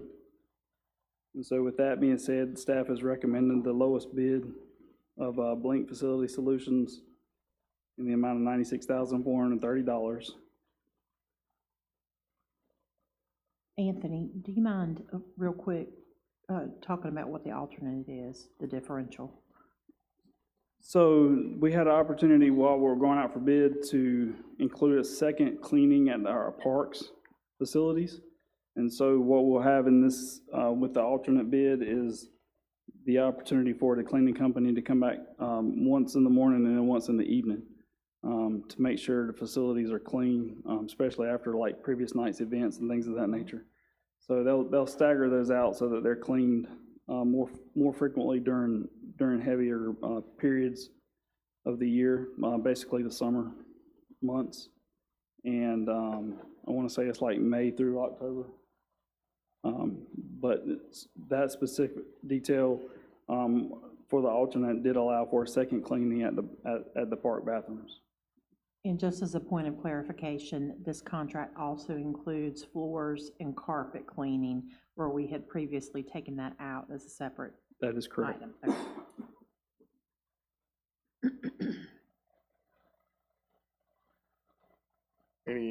Any questions, anybody?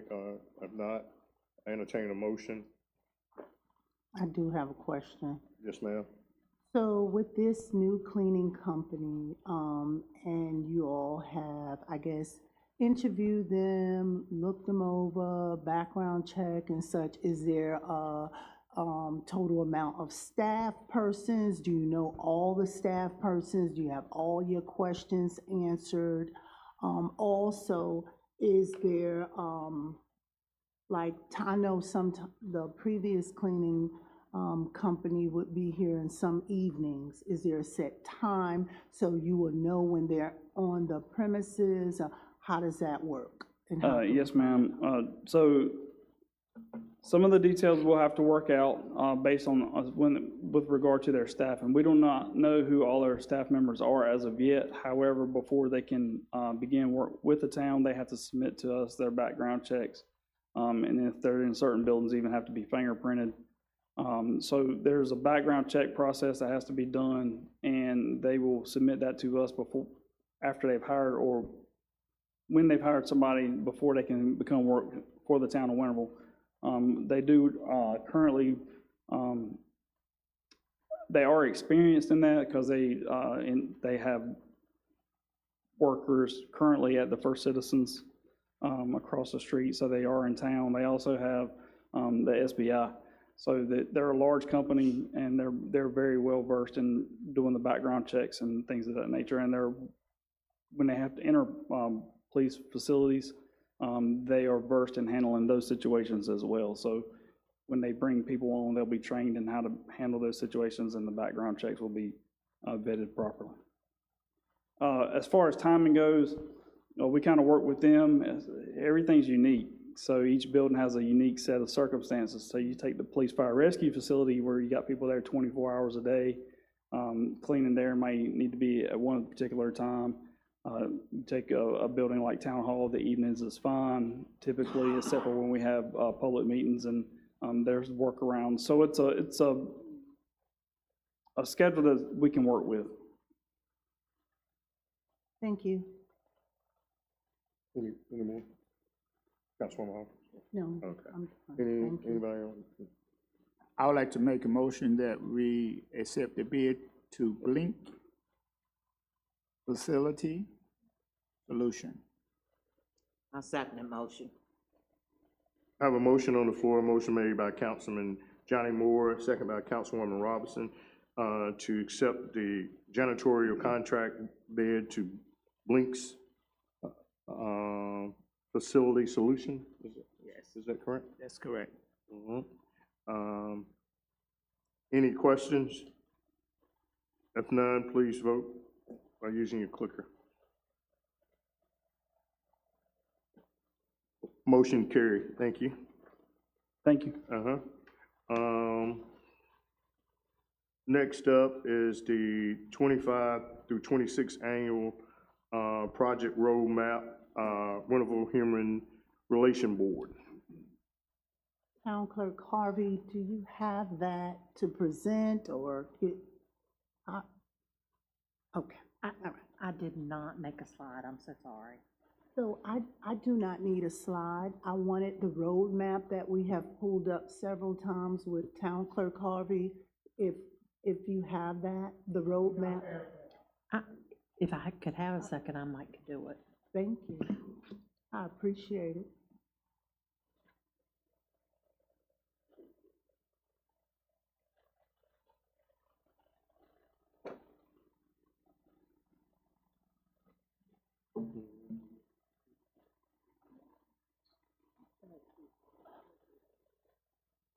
Oh, thank you. And while they're looking for that, Councilwoman Hawkins, do you know, just off the top of your head, without looking at your roadmap, do you know how many projects that y'all completed? Right off the top. No, I can't estimate right off the top. It's about 10. About 10? So, Okay. yeah. Or I may be able to pull it up on my computer. I thought that because this was part of the business, we would have it, so, hold on. Look like 6 on your thing here, on the inside there. Hide it on there too. Because when you put on. I have it. That's what you mean, right? Completed. Yes, absolutely. So I have it on my, device. I don't need it up. okay. I have it. Okay. Thank you.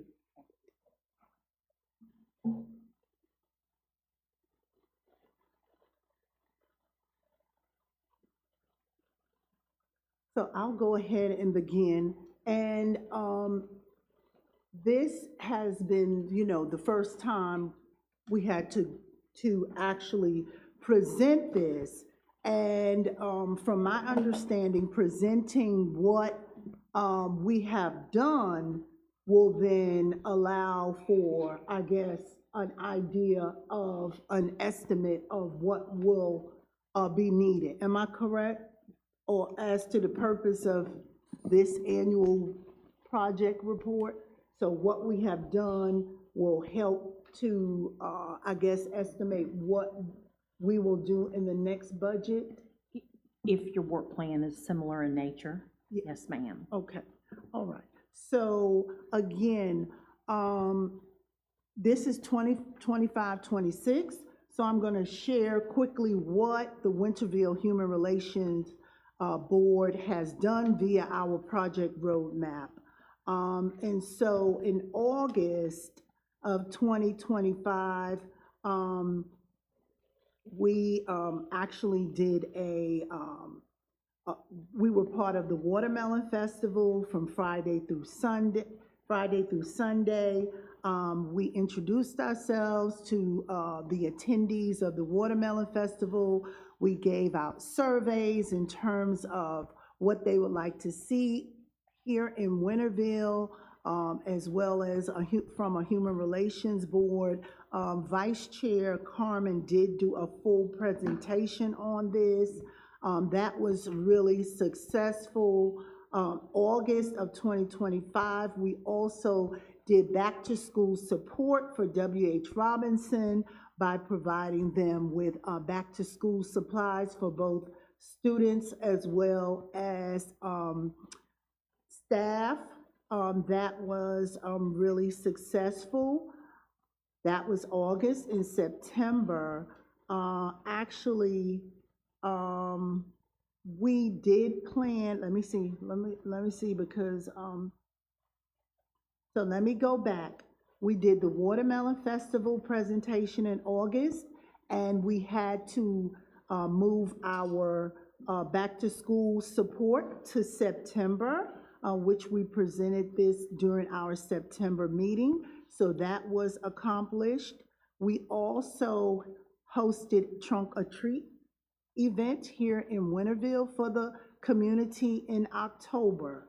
In November, we helped to support with Thanksgiving meals for the community.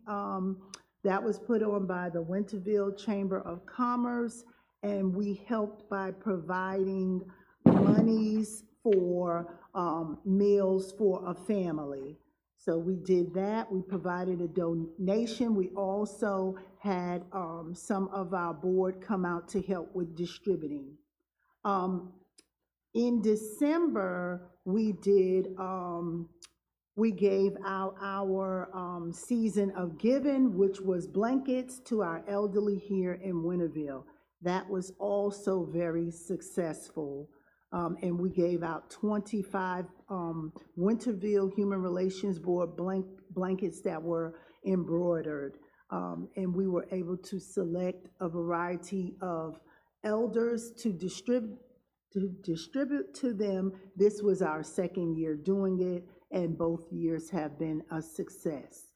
In January, we donated monies. I'm going to, right off the top of my head, say I believe it was $150 to support the America 250 project, which was in collaboration with the Pitt County Human Relations Board. So that's what we did for January. February, we had a Black History program at the railroad, at the railroad. So that was not at the railroad, at the place where the railroad used to be. Can't recall the name right off the top. The depot. Thank you. Thank you. The depot. And I've said it many times before, but I'm trying to get through this information. So we had a Black History Month program, which was hugely successful at the Winterville Depot, and it was well attended. In March, we have not done anything in March. For April, we are having a town hall. This is in progress. This is what we will be putting on here at the Town Assembly Room on Saturday, April 18th, which is upcoming Saturday. The Human Relations Board is collaborating with the Town Council, which this was approved. And so we have planned to have that. That didn't cost anything, so I don't know how that goes in terms of budget, but I'm going to try to get back with the Human Relations Board to see if we could provide some refreshments to the attendees. At that time, I would need a vote, so that might be a whole nother thing, getting into the weeds, but that is just something on my mind in terms of that.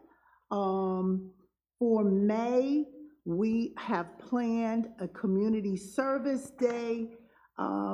We are going to partner with local nonprofits for a spring cleanup and yard sale, as well as a food drive. So that is in progress. And in June, we are going to have our second annual Juneteenth event.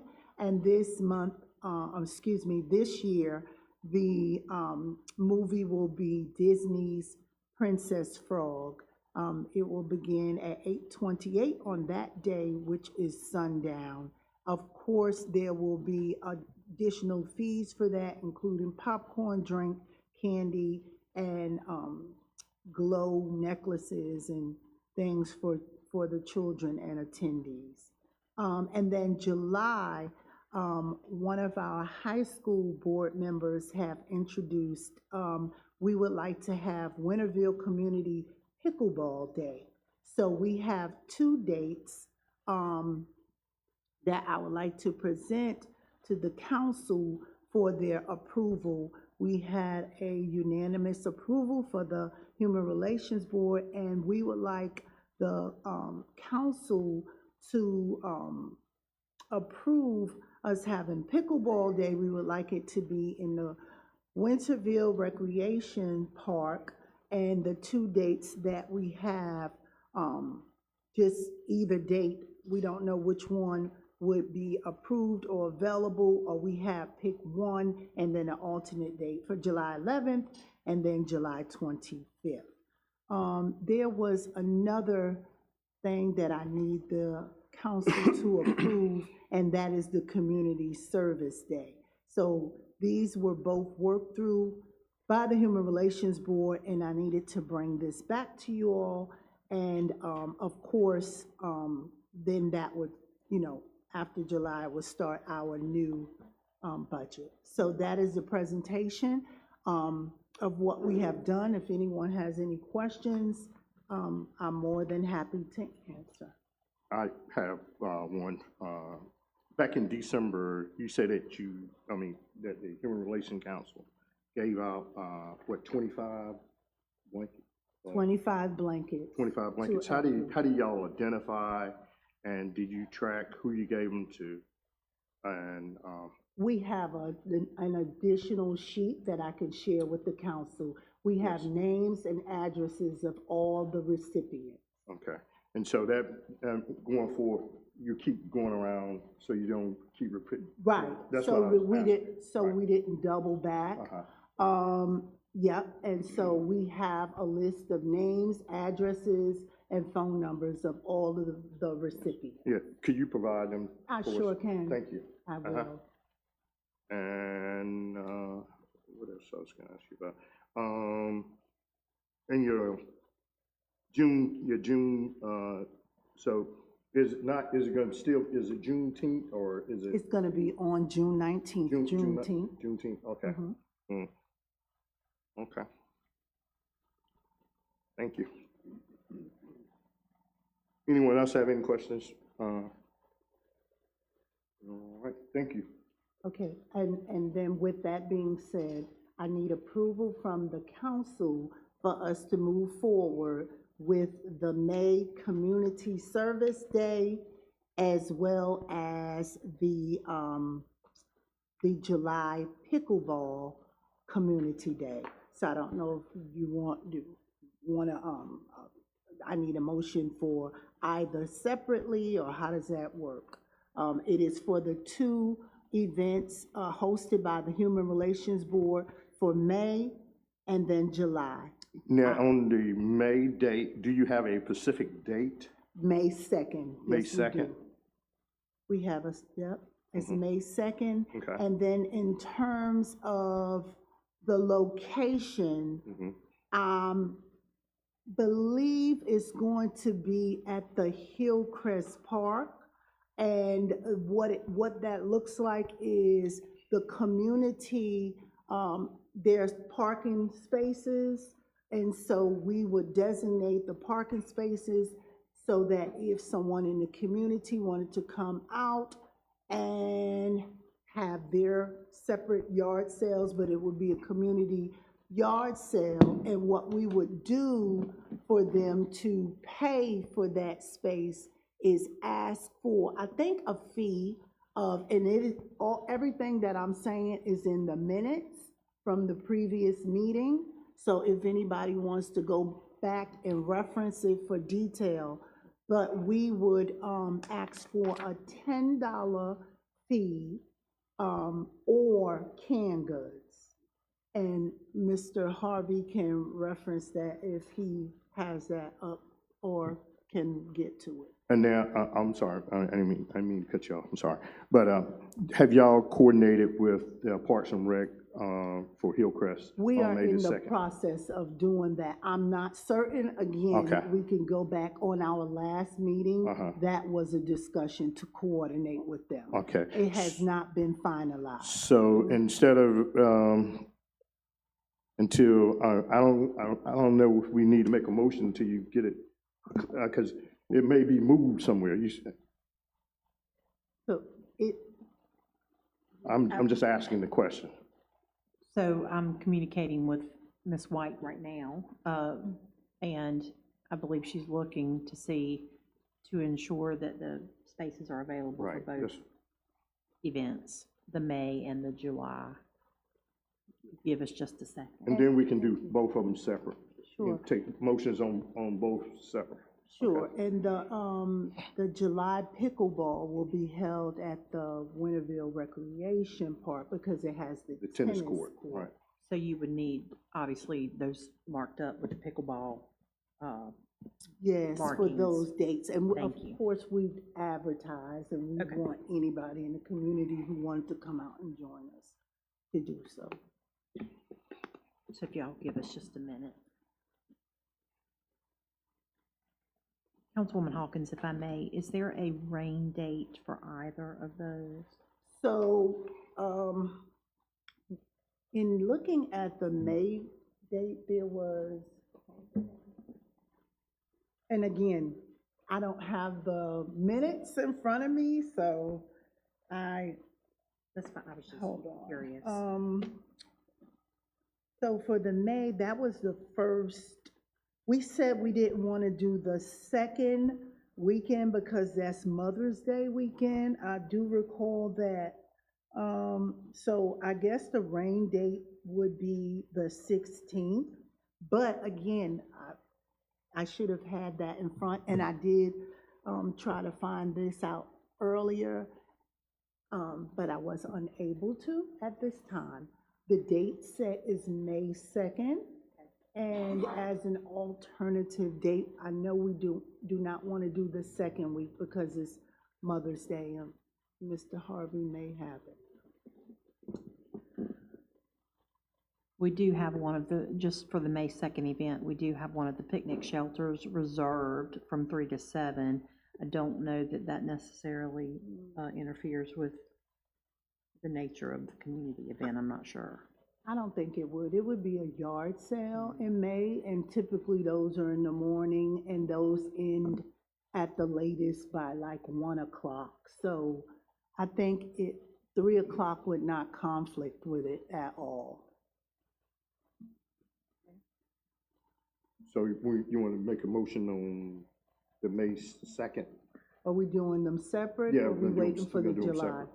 We're gonna do them separate. Sure, we can make the motion, but I'll add the alternative date as the 16th. I don't know if that is, Yeah, and I that- think that'd they're probably looking be, that up. You know, They're looking that up. probably be wise for your rain out date.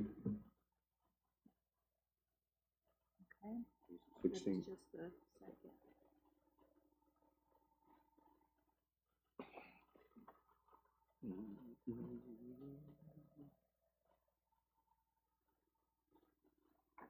I do believe that according to Ms. White, both July dates are available. So both July dates are available for the pickleball. Yes, ma'am. And for the May is May. I'm sorry, Thank she's you. checking the 6th. Perfect. Thank you.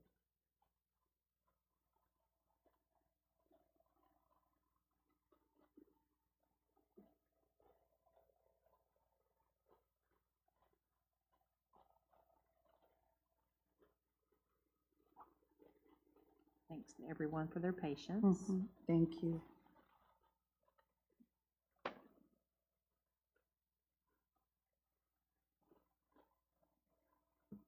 While we wait, something just occurred to me. So as a human relations board, I don't think I recall, was there anything done for Hispanic Heritage Month this past year? And will there be something planned as our third largest ethnicity in Winterville? I think we should celebrate all humans. So Councilwoman Smith, actually, we did plan, let me reference back to the roadmap. That was something that we really intricately planned. However, we were unable to get, somebody said they were coming and then changed. So we can then go back to the minutes again. So let me go back in detail on the roadmap and share with you what we did plan. And we equally understand how important Hispanic Heritage Month is, and diversity and equity in having events. That goes for any other culture as well. So let me just share with you when that was. Where did we have it?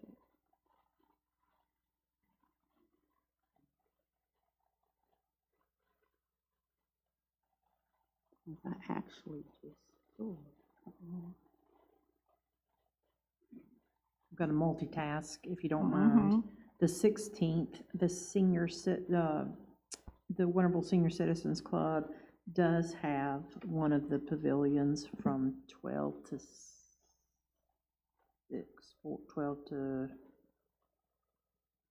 4. Okay, so that's Still workable. Yeah, that's fine. I wanted to ensure, and I recently just saw it on here, but I can assure you that we did plan for Hispanic Heritage Month, and Vice Chair Carmen headed that. She contacted everyone, and you will find that information in the minutes, which should be available for everyone. Now, with regards to planning forward for the new year, absolutely yes. We will also plan again, but we will plan ahead. There was some cancellation, hold on, and that is what happened. Look on page 104 on your roadmap. It's in the thing here. You got said something. page, what You page? got, on the minutes, in the agenda package, you got in page 104, you got things thinking about our Latino community language, and then community partnership, building connection with the Latino church businesses and nonprofits. That was, in its title, Hispanic Heritage Month. Am I correct? Well, It's I'm looking down, it's basically, like I said, it's on page 104. It's May, June, and July, but at the bottom, and look, so like clip notes are, so what you got down here. so with that being said, I'm gonna ask that y'all take my word for it or reference the minutes. We did plan for Hispanic Heritage Month. However, that did not come to fruition due to some cancellations. We did also share at the meeting after that cancellation that we were looking forward to planning ahead of time for it for the next year. Have we planned out the whole full next year? No, we didn't. But we also have collaborative team from Gateway Church that is readily available to work with us. So thank you for bringing that to my attention. Okay. And we have those, we ready to make the motion to vote.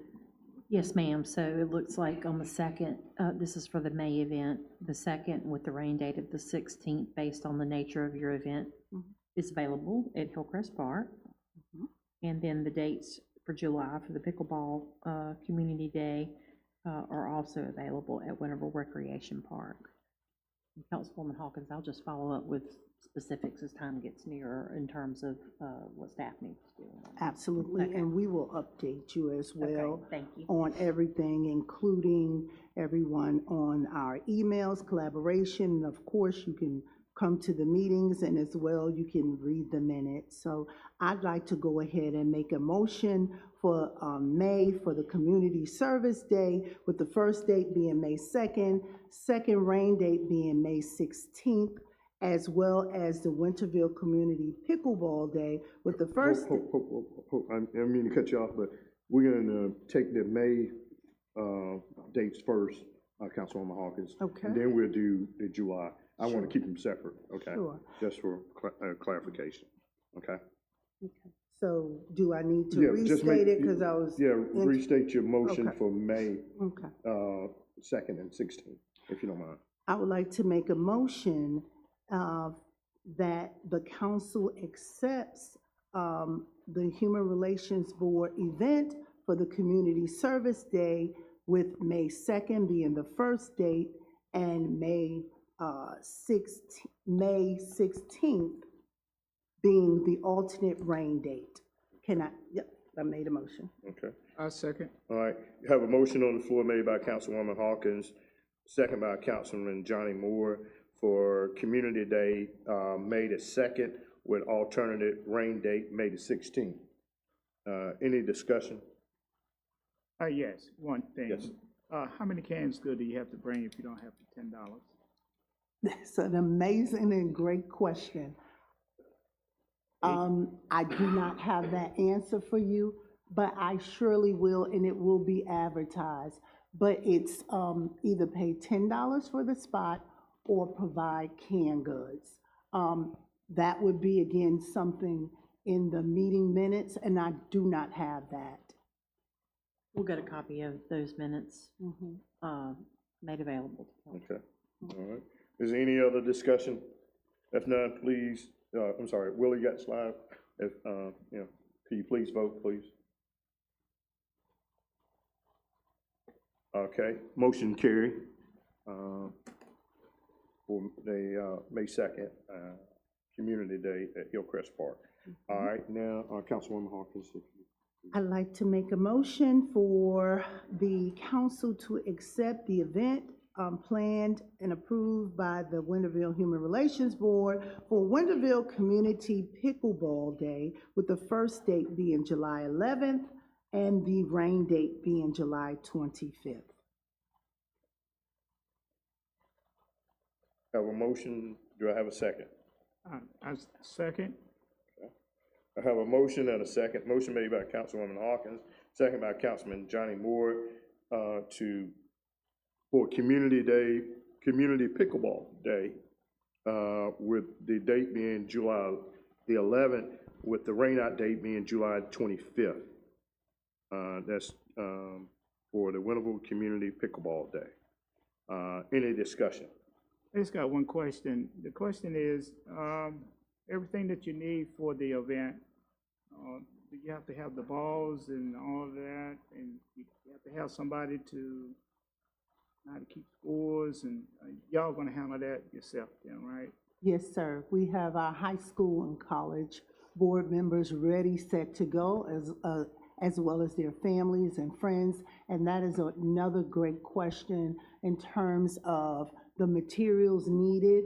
We discussed that during the meeting, and that is going to be coming out of part of the budget for us to put that on successfully. Okay, all right. Any more? Any other? Use your clicker to vote, Ms. Robinson. Motion carried. Thank you. All right. Next up, other agenda items, Hillcrest Park basketball court, walking track, improving deferred maintenance, Councilwoman Hawkins. Yes, good evening. I wanted to address the condition of the basketball courts at Hillcrest Park. Town records and the adopted Parks and Recreation Master Plan confirms that these courts were last resurfaced in 2018. If I'm incorrect, please correct me. That means that they are now approximately 8 years old. Resurfacing is recommended for every 4 to 6 years. When I go on to the basketball court, it is not surfaced properly, and someone could easily fall or twist their ankle. So at this point, I would like the staff to provide a current condition assessment, history of the maintenance since 2018, as well as a schedule for life cycle of resurfacing basketball courts. Essentially, I am requesting that the council prioritize the resurfacing of this court in the next budget cycle and/or sooner. That should be a priority because the public is out utilizing that basketball court, in addition to lighting and other things that are needed. But the main thing at this time is the resurfacing of the basketball court. When I walk, in addition to that, walking on the track at Hillcrest Park is not easy. You have to pay attention to where you're walking because it goes up and down. It is not surfaced the way it should be. So that is what I'm bringing before the council tonight. And I would like this to be looked at, prioritized. In addition to that, I am requesting inspection logs in terms of the park, because for the duration that I have been going to the park, this has been like this. So in terms of inspection logs, I would like to know when this was identified and when, is it being planned to be improved? That is my question to you, Town Manager Parker. Thank you, Councilwoman Hawkins. Ms. White is at the podium, and I believe she can speak to the previous resurfacing. Sure. So for the resurfacing of the basketball court, that actually was done in 2019.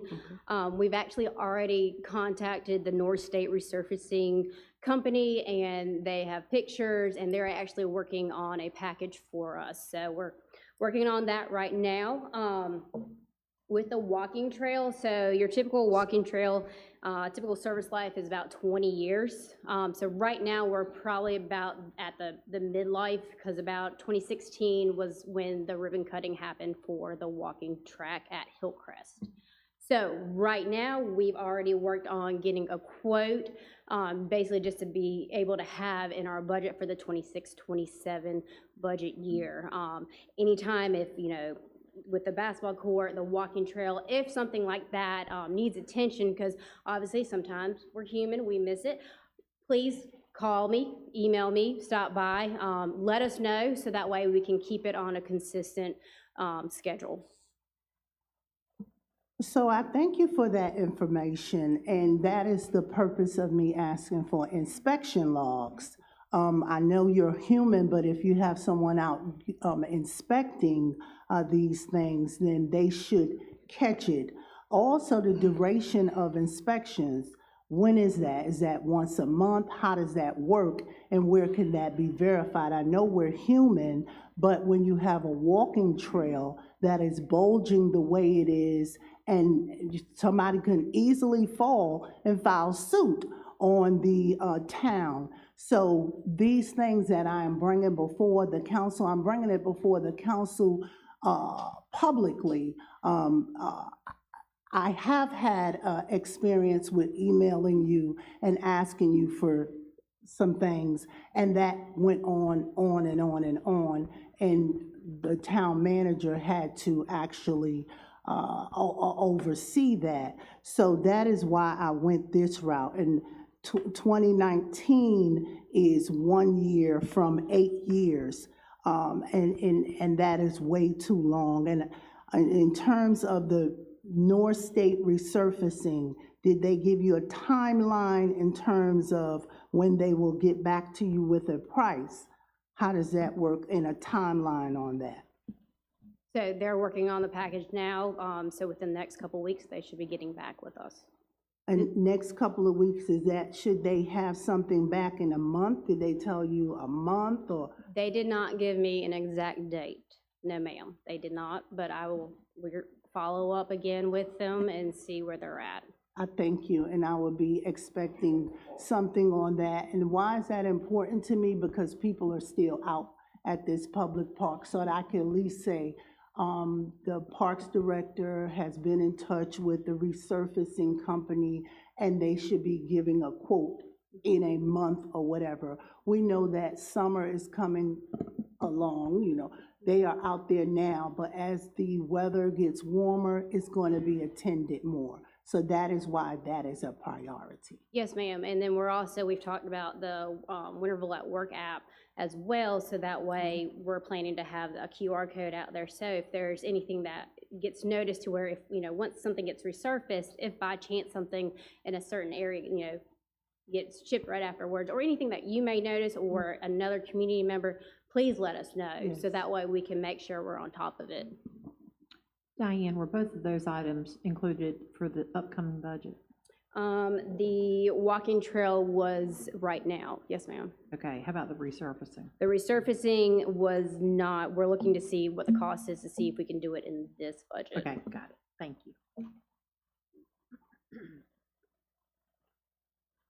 And then, thank you, but the items that I requested, a current condition assessment, inspection logs, and a full maintenance history. I am requesting that. I don't know if, you know, I can only speak for myself to know that I have requested this. If you could please provide that to me, I'm gonna say within 14 days, that would be great. Staff will work to you're not just referring, when you say inspection logs, to just the basketball court or the walking trail? The park inspection. As a whole? Mm-hmm. Okay, Yeah. for both parks? Yes, and I just want to mention, I did request an inspection log in the past, and it just kind of summarized what was inspected with 4 dates going across. I don't know if that equates to a log, an inspection log for a public park. So this is why I'm requesting this, and I thank y'all for seeing that the basketball court gets resurfaced, as well as the walking trail. The walking trail, if anybody goes out there right now, you have to watch where you're walking, because you will trip and fall. So that needs to be prioritized as well. Thank you. Town Manager Parker. Yes. And maybe Assistant Town Manager Bowers. I know we just contracted with, Lucas? You think, Lucas contracting, you think you could get, when they're in the area, most of the time you can get something else done? I'm smiling because we actually had that conversation earlier today. You can get something else done while they're in here, you know, at the same time, to see if you could get them to also give a quote as, you know, for the track as well. Yeah, I mean, we have a couple options. Lucas Contracting is also working with our Public Works Department for some areas around town. So we can have them look at that. If it's small or something, certain areas that they can do while they're here, we'll certainly have that conversation with them. If it's big and warrants bidding out, then we'll go through the bidding out process. The only reason I ask is because, see, when you're dealing with asphalt, you know, a lot of companies ain't gonna just, because it's so small. Right. And when you have an asphalt plant, you ain't gonna want to run it, but so many times, and then it kills you the price-wise. You know, so if we got them here doing a major job, maybe they can do, you know, all at Sure, the same certainly time. be willing to have that conversation as long as, we'll get an estimate from them Right, first. get an estimate, right. Okay. I did also want to mention the need for parking spaces. How does that work? Are we working on like expanding the park? Because I know the area in the parking lot has been utilized for teaching youth how to, look at traffic in the traffic garden. But that has taken up the spots that were actually architecturally made for the park. So how do we accommodate for that in the near future? I do believe, and I'm doing this off the top of my head, that 6 spaces were taken for the traffic garden, if I'm not Yes. mistaken. And so there has been some discussion about, and I don't know if I can eloquently say this, but creating some additional spaces right there at the entrance to Hillcrest by sort of going inside the park a little bit, so it doesn't disturb the existing area other than to add additional spaces. So I do think we can get a few additional to at least hopefully, and I'm looking at Anthony, not to catch you off guard, but hopefully to offset what the traffic garden took when it was installed. Is there a timeline for that? Is that this year, next year? How does that look? I know that we were looking at that maybe along with our parking project. I'm not sure, Anthony, help me. So essentially, we were looking at expanding the park. We had an option on 2 pieces of property that we were working on diligently and trying to expedite those.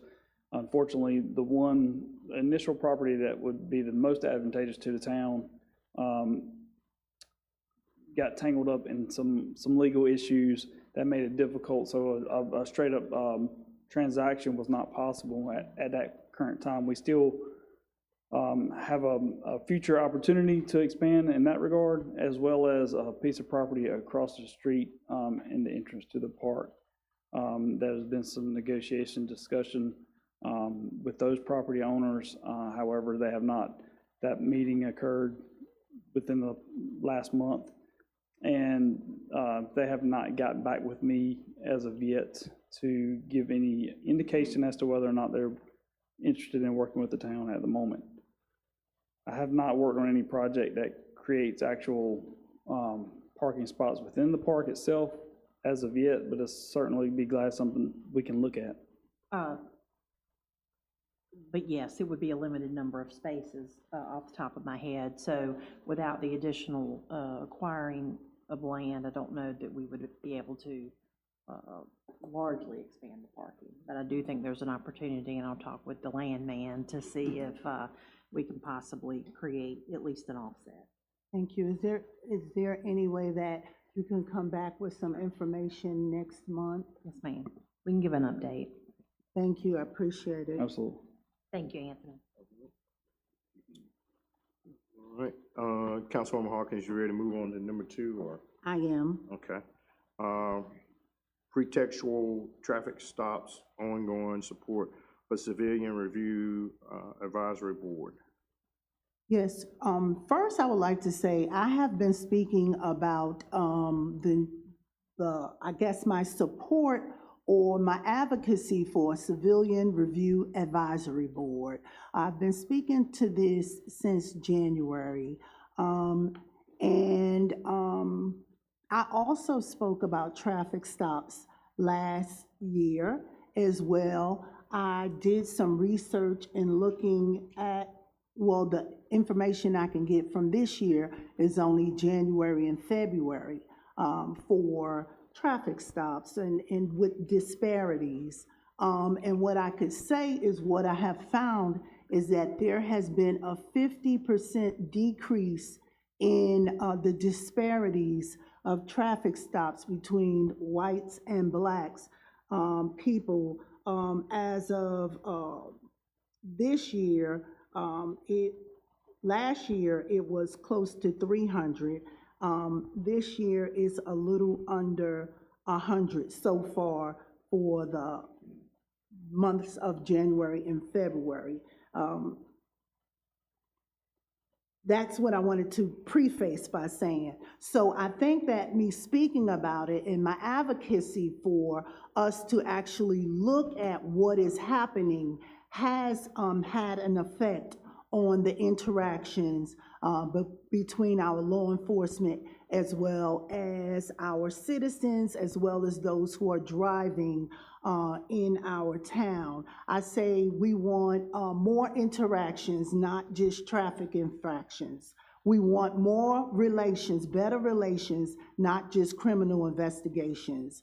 I want to talk about really quickly, a minute or so, about pretextual traffic stops. While they are legal, it does not remove the town's responsibility to examine further how enforcement practices occur here in Winterville, where Black people have been stopped 3 times as much as other races. And so I would like to request, I don't want to just keep bringing data. I would like to request that our town manager provide an informational report that shows traffic stop totals, reasons for stops, reasons by race, as well as tickets that have been given as fix-it tickets. I can provide you a comprehensive way in which you can look for these reports. The purpose of me asking for these reports is because I don't want people to think, well, she's just making this up. Numbers do not lie. Pretextual stops are stops that are made for your registration, or your tags are covered, or your tail light is out. And then once drivers are stopped, they are given a barrage of questions. Where are you headed? Where are you coming from? Who do you have with you? Roll your window down. And then that extends to, hey, you know, you acting kind of shaky. Come on, get out the car. So these are practices that, you know, I have not been a witness to myself, but this is what goes on and what is told. So I would like for us as a council, not just myself, to look at the practices of these traffic stops. And while I looked at January and February, so far the stops have decreased. With that being said, again, Black people are stopped twice as much as white people, even though the numbers are down. I'm happy the numbers are down, but the disparity still is present. Second, Town Manager Parker has shared that Winterville is participating in the North Carolina Law Enforcement Accreditation process. I would like to request clarification in terms of the stage we are in for that accreditation, any policies that have been reviewed or updated, and a projected timeline for completion. Why is this important? This will help to support whether we need to move forward with a civilian advisory review board, or if we could have something of another level. But I do indeed think that eyes need to continuously be kept on traffic stops. Does traffic stops help to keep people safe? Yes, but at a disparity in which it is a blatant red flag. And so that is what I wanted to say. I would also like to encourage consideration of community education efforts around traffic stops, traffic safeties. There are other surrounding towns and counties that are having these type of educational forums, different classes and courses where the community can take to where they are better equipped so that we can build better relationships. So that is what I wanted to say in terms of the pretextual stops. I want our officers to know that, you know, the citizens want to build better relationships, but there needs to be a level of trust. And once these numbers begin to go down, and I know I've heard the deflection, well, they need to get their registration, they need to, of course they do. But there also goes with that a responsibility of educating. Of course they do, but there also needs to be a responsibility of officers not just simply getting in their car, just looking at tags, and that is the only engagement in the community. We do have ride-along where you can apply to ride along with an officer. I would encourage the community to do that as well. There's different things that make you applicable and, to be considered to ride as well. And then also, of course, they have Coffee with a Cop once a month. I am encouraging that time be changed from time to time because everybody cannot get to Coffee with a Cop at 9:30 in the morning. Most of us are working or caring for loved ones. So if that can be alternated, that would be great as well. Before closing, I would like to share a brief positive experience I have with our local law enforcement as well as our fire department. On Good Friday, I had to call 911 because my dog, her hand or her paw became lodged under the cage. She was in distress. She was crying. We did not know what to do. And while the fire department was initially dispatched, the Winterville officers, two came. I believe it was Officer Hale and Hopper. I'm not exactly sure. I didn't read their tags, and that is why building better relationships are good to have. But they arrived at my home and they handled the situation with professionalism, empathy, sensitivity, and care during that stressful moment. I want to thank them, and I also want to tell Chief Moore that your fire department handled that excellently. We didn't know what to do. They came in and they freed her paw, and we were better for it. We had a good Friday. But I just wanted to mention that to you because you weren't there. Somebody else came. I was looking for you, but somebody else came. But the officers were really empathetic, and they were like, they really wished they could help the dog, but the fire department was able to. So I just wanted to mention that. And again, Town Manager Parker, I will be in contact with you for looking into the NCLEA, and because this is important to me. Thank you. Councilwoman Hawkins, may I follow up on that? As a point of clarification, we are not actively involved in an accreditation process. We are working with the North Carolina League of Municipalities and their risk assessment process. So it's not a full-blown accreditation process, but what it does do is work with us and further our efforts if we so choose to pursue the state's accreditation process and then ultimately any other. What the league does is they look at our policies, procedures, our practices, and everything we have updated and have a current draft of our policies and procedures, which we have submitted to the league. And we are currently awaiting their review, their suggestions, their edits.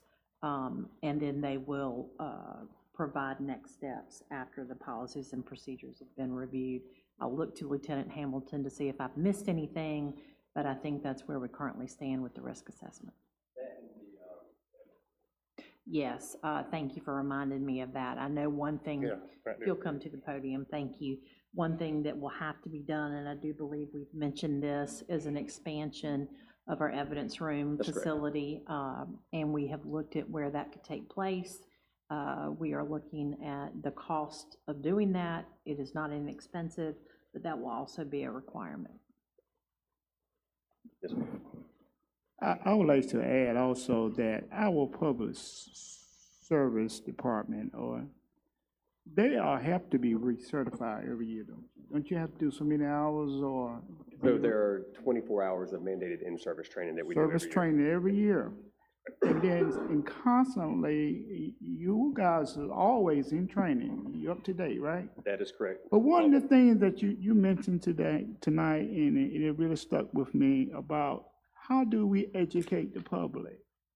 Now, our officers are being recertified every year, and they're being brought up to date on the different codes, how to approach, and if they don't respond, the ones that they approach, if they do not respond the way that they have been trained, they have to take another step. And I hate, I mean, not hate, but that's the way they have been trained. That's my point. But my other point is, how do we train the public on what it takes so that we can be able to communicate with one another? And that's something that I think we can work on or address or see, can we get some answer? If nothing else, I'm quite sure at the Public Safety Department here in North Carolina, they can be able to send us some information to show us, to help us to educate our public, so we all can see, can we get on the same page? I admire what you're saying, and I appreciate what you're saying on that. So go ahead. No, you can finish, sir. You finished? Yes, I'm done. Okay, I was going to, just a point for what Councilman Moy said. It is a requirement for our young people who take driver education that they have so many hours in their curriculum of how to interact during a stop, during a traffic stop. So there are resources and material out there. You can probably find some through the state. I know we've utilized some from other states as well, but young people are given that when they take driver education. That is a required part of that curriculum. So perhaps providing that to the community as a whole. I just wanted to insert real quickly. I know that working currently with the police department to look at ways to get additional information out to the public, looking at future potentials for citizen academies. That's just not police related. That's actually for citizens to come learn about the town as a whole, but definitely focusing in on some of those things. And I don't know if you have things to add. Yes, ma'am. So I know we were working on the Citizen Police Academy, and it's been pushed back just a little bit based off of staffing and time constraints. But we are in the process of working with Rashana Carmen with the Human Relations Board and actually getting a class. And one of those initial classes was what to do when you interact with the police department, from traffic stops to release. So when you see the blue lights behind you, when you meet a cop on the side of the road, when somebody comes up and talks to you, what you can expect, what the law says you have to do, what the police department has to do, and then how we navigate that whole situation to benefit both the law enforcement officer involved and the citizen in the vehicle.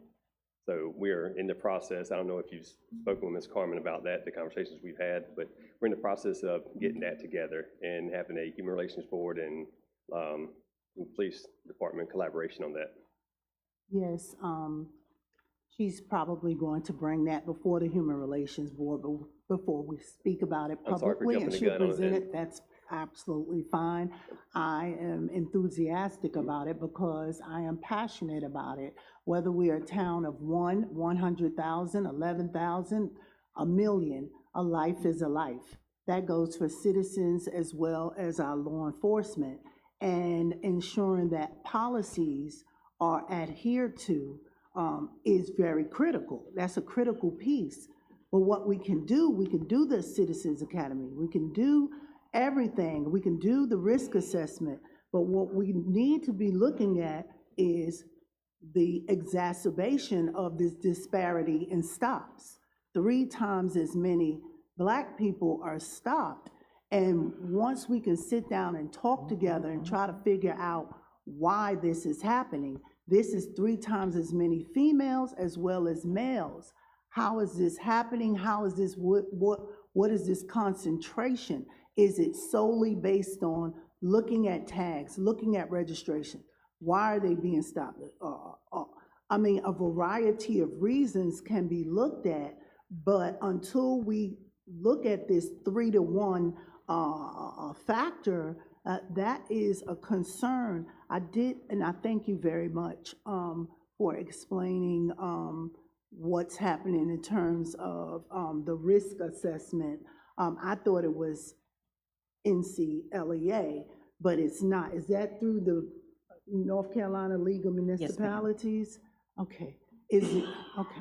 I'll extend my questions another time, but you said that you submitted traffic stop policies? No. Our entire policies and procedures manual has been updated for the police department and submitted to the league for their review. Do the town council get a copy of that? How does that work? Well, certainly once it is in more formalized fashion, but this is in draft form so that they can give feedback to the town and the department, and they look to make sure that our policies are meet all the laws and regulations, and also they will make recommendations if in fact a particular policy is weak in the way it's worded, that kind of thing. So we're in the working part of that, but as soon as it's more finalized, we will certainly get that to council. Thank you. We would need that because, of course, the town council does have some oversight of all departments, and so we need that. That's a critical piece.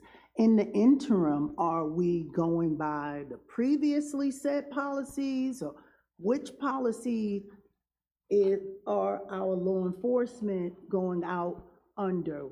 What policies? The policies and procedures that have been in place for some years are the current set of policies and procedures being utilized by the department, and until such time as we have a formally updated set of policies, that will remain the policy and procedure manual that we operate by.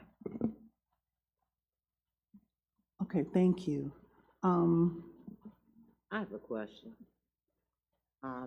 Councilwoman Hawkins, we've had this Civilian Review Advisory Board on our agenda for quite a while, and I would like to know what is your concept of the responsibilities of this board? And I don't want you to tell me right tonight. If you could maybe send that to us in an email so that we could look at it as far as they're concerned, because I know that, I don't know if you got it written down. If you don't, I do. I have it in full. I would like to see what the responsibilities of a Civilian Review Advisory Board. What do they What do? your Their impression purpose? of the responsibilities, what would they do? And so if you could just send that to us, I'd appreciate it. I sure will. I'll send it to you tomorrow explicitly. It shares what their purpose are, what they look at, the data they, review, and how they look at trends. So basically, they're a board not to be punitive or find fault, but to actually look at data. They get all of the data that I have been sharing on the board where they meet, and they do not have to meet monthly. They can meet every 3 months and just look at trends and see, what is happening. Is it trending down? Is it getting better? Is it getting worse? And then what we can do. So that is the purpose of that advisory board. Thank you. Thank you. And I'm sorry.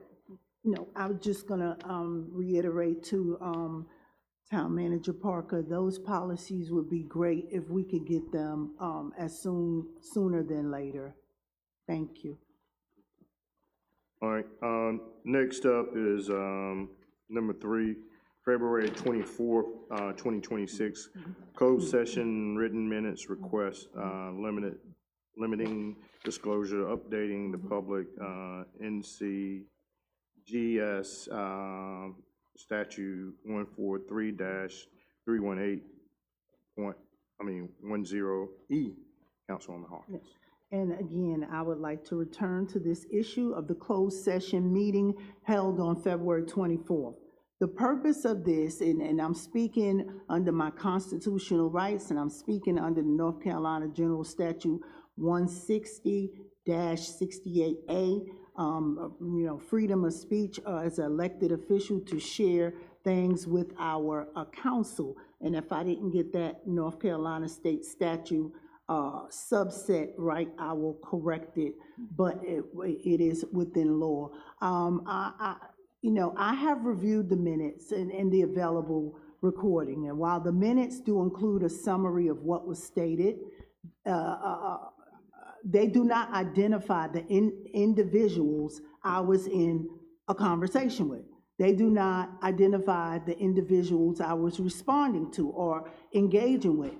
In my view, this limits the ability to reasonably understand the context of the discussion, and that raises concerns. I understand and I respect that closed session minutes must balance confidentiality. However, I am concerned that the current level of redaction may impact clarity and usefulness of the official record. Town Attorney Lassiter provided a case law to, sharing that, in fact, that minutes must provide reasonable understanding, but then he also said that, individual persons do not have to be disclosed. I shared case law, we went back and forth. This is still a concern to me, and it makes me uneasy in closed sessions. We need to do something about what occurred. We need to enact some sort of policy of points of order, but we cannot leave this alone. I did ask for 6 months of previous closed session minutes. That was back on March 19th. Attorney Lassiter shared that he was collaborating with our town clerk to get it. We are now at April 13th, and I have not gotten one update on where we are in that.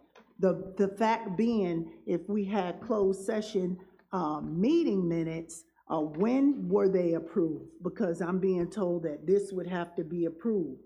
The bottom line is public information and, just being transparent and accountable. While I have to, listen to what the town attorneys shared, that is not binding. That is not binding to me. And I just wanted to bring this before the public again, because this is something that occurred. And if we begin to leave everything alone, things could get worse. And that is what I wanted to speak to today for that. Thank you. Next, you have multiple road patches, sunken settlements on both Jones and Vernon Avenue, resurfacing and improvement needed to enhance quality and safety, Councilwoman Hall. And so I would like to raise the concerns regarding the condition of several town streets. While there's no statute that mandates resurfacing on a specific number of patches, we need to look at this. First, Jones Street. This road looks like it has had multiple repairs. I counted myself 14 patch areas. While I understand patching is sometimes necessary, I would like to know from the town what we can do to improve this. This area has homeowners that have been there for a long time. There's elderly residents. There are some homes that are not even habitable. When can there be a schedule for Jones Street to be evaluated so that there's not repeated patchworks, that there's resurfacing, there's a permanent solution. The next street is Vernon Avenue. I believe that this underwent work in 2019, 2020, and it contains multiple sunken areas and patches. Drivers are forced to adjust their travel path on one side of the street. That is not okay. And again, Vernon Avenue has had homeowners for years. What are we going to do about this? This is not safe. It's not safe for a driver, especially a new driver. It's not safe for the cars are getting damaged. So, you know, I recognize that there's weather, you know, weatherized, you know, weather can do it, but what can we do in terms of repairing, getting somebody to go out there and look? I have gotten lots of residents to tell me about these streets, and so I would like to know tonight, what can we do about that? Councilwoman Hawkins, I would ask Mr. McGuffin to come forward, but as he's coming forward, staff is aware of the large-scale resurfacing needs the town has, and it's extensive. But I would like, if Cliff, you would tell us how you guys, you know, routinely assess streets, how you prioritize, et cetera. Yeah, so guys run routes every day on every street in town, so we're constantly out there looking. Todd and myself, who's the superintendent, we have a running resurfacing project list that we are planning to do some project here shortly. We got to talk with some engineering firms, but we made that list, a street condition assessment, and I can share that with you in an email if you'd like. Sure. Going to Vernon and Jones Street, there are several patches done during the sewer rehab project. What that typically boils down to is the patches were put back prematurely during the project, trying to get it closed out. We like for them to sit for at least 30 days. But on those big scale projects, they typically rush them, so some of them have sunken. Out of the 14 on Jones Street, 2 of them need addressing. They are what we would call an issue. The patch doesn't look good, you know, cosmetically, but it's not causing a problem. So we do have the 2 that we've looked at that need to be addressed, maybe on our next patching project that we do, that we contract out right now. It's with Lucas. Every year we rebid that out depending on who gets it. Vernon Avenue, there's one that in particular you're speaking of that is terrible. It does need to be addressed. And Vernon Avenue is one of the streets we've looked at to, you know, part of it was resurfaced kind of up to the dip, and then from the dip back to Main Street needs to be resurfaced as a whole. So we can address that patch in the meantime, but we do have plans to resurface that, the existing part of that street in the future. And thank you so much. Yes, If you could address, I think it's one really big sunken. Chapman Street has a There's real about 3 sunken, I don't know what you call them. Yeah, they're patches. Same thing during that same project. Same thing happened on Chapman. There's a real bad one on Chapman that needs to be addressed also. So we've looked at those, we've addressed those, and we're in the process of fixing those.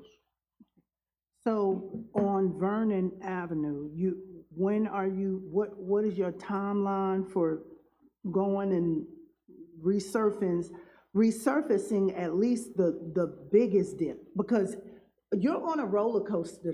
I'm not messing around. Well, you got the big dip the big dip in Vernon is there just for stormwater purposes, so you can't avoid that. There's Not that Yeah, I know big what you're dip. talking That used to have a sign that says dip. I'm talking about coming from Main Street towards Cooper. You have to drive on the right side of the road. You cannot drive down the middle because you're on a roller supposed to drive on the right side of the road, not down the middle. You're supposed to drive on the right side of the road, but when there's parked cars and you have to go around them, that is not okay. Right. You're supposed to really drive down the middle. Most people drive down the middle of streets, private streets. You cannot drive. You have people up to the sidewalks driving. It is unacceptable. Like honestly, Vernon Avenue has so many sunken holes. It's not okay. And the people who live on Vernon Avenue could come and attest to that. So when you say that you're gonna go out there, is there a timeline? Because they wanna know. Yeah, I so- wanna know. So, two things. To the mayor touched on it earlier, when we get these projects like this, there's a mobilization fee. So like, trying to work with Parks and Rec, I don't need her calling Lucas out here and charging her a $2,500 mobilization fee. We can save that and do that $2,500 worth of patchwork while they're already in town doing work for us. So you try to combine, you know, those projects and get more work and save those mobilization fees, because they get sometimes $5,000 and $6,000, depending on what you're doing. So we put projects together. We don't typically go out and fix 2 or 3 patches. We try to get 10 to 15. That way it warrants them coming to town. And an asphalt company, like he spoke to earlier, they're not gonna crank a plan up for 6 yards of asphalt. So you have to, you're kind of at the contractor's mercy when you have enough work for them to show up. So I would say in a time frame, our next patch list, we just completed one a couple months ago. I would say within the next 4 to 6 months, there'll be another patch list going around. Another list going around, or? Well, we have a running work? list, but there'll be enough work on that list to warrant a contractor coming in to do that. In 4 to 6 months? Yes, ma'am. And possibly sooner. There's a lot of factors. So if we have 4 or 5 water leaks in the next month, we cut the street, we have to patch those back. You know, so it could be, there's a lot of things that go into trying to figure out. There's no set time on when I can tell you we're gonna do it, because, you know, today we had 2 water leaks pop up. We're gonna have to cut those roads. That's 2 more patches that weren't on the list as of this morning. Okay. So depending on what goes on, I would say worst case scenario, 4 to 6 months, they'll all be fixed. But if we get enough on the list to do in the next 2 months, we'll do it then. So the one you said you were gonna go look at, the deep one that's, you could fall into, when are you gonna go? I've already looked at them. We were aware of them when you sent it. That's why I say we're aware of a lot of this stuff, and you say the residents reach out to you. Not a single resident's reached out to me. Oh, I'm glad. I wish they would, because I would let them know, hey, it's on the list, we're already looking at it, and it would just save us a lot of time. But we are aware, like I said, we're on these streets all day, every day. There's not much you're gonna find that we're not aware of. And I'm aware of that, and I know you do a wonderful job, but when it's brought to my attention and they, you know, they are. Shoot me an email, you know, just, you get what I mean? And we'll jump right, but I would have already told you, hey, they're on our list, they're on our, you know, they're on our radar. I got these papers that I've had for a couple months. Everything we're talking about's been on here. And I thank you for that, and I have Yes, sent you emails multiple times of different things. But when it comes to this level, and when you think about Jones Street and its 14 patches, we're saying we're only gonna fix those 2. What I wanna share is that Jones Street is at the heart of Winterville. That is one of the oldest streets, whereas before Winterville has been built out, those residents have been there. And I do not want them to be forgotten. I know it may not be intentional, but just bringing this to your attention in this manner, I just want y'all to please go over to Jones Street and maybe even knock on the door to let them know that you're working on it, because they feel forgotten back there. It's 14 patches. It's not good back there. It's not okay. But that street has been resurfaced in the last 10 years. So unfortunately, the sewer project came through shortly after. But like Lynn Loop, where the asphalt's completely gone, there's grass growing on parts of Lynn Loop. We need to resurface that street.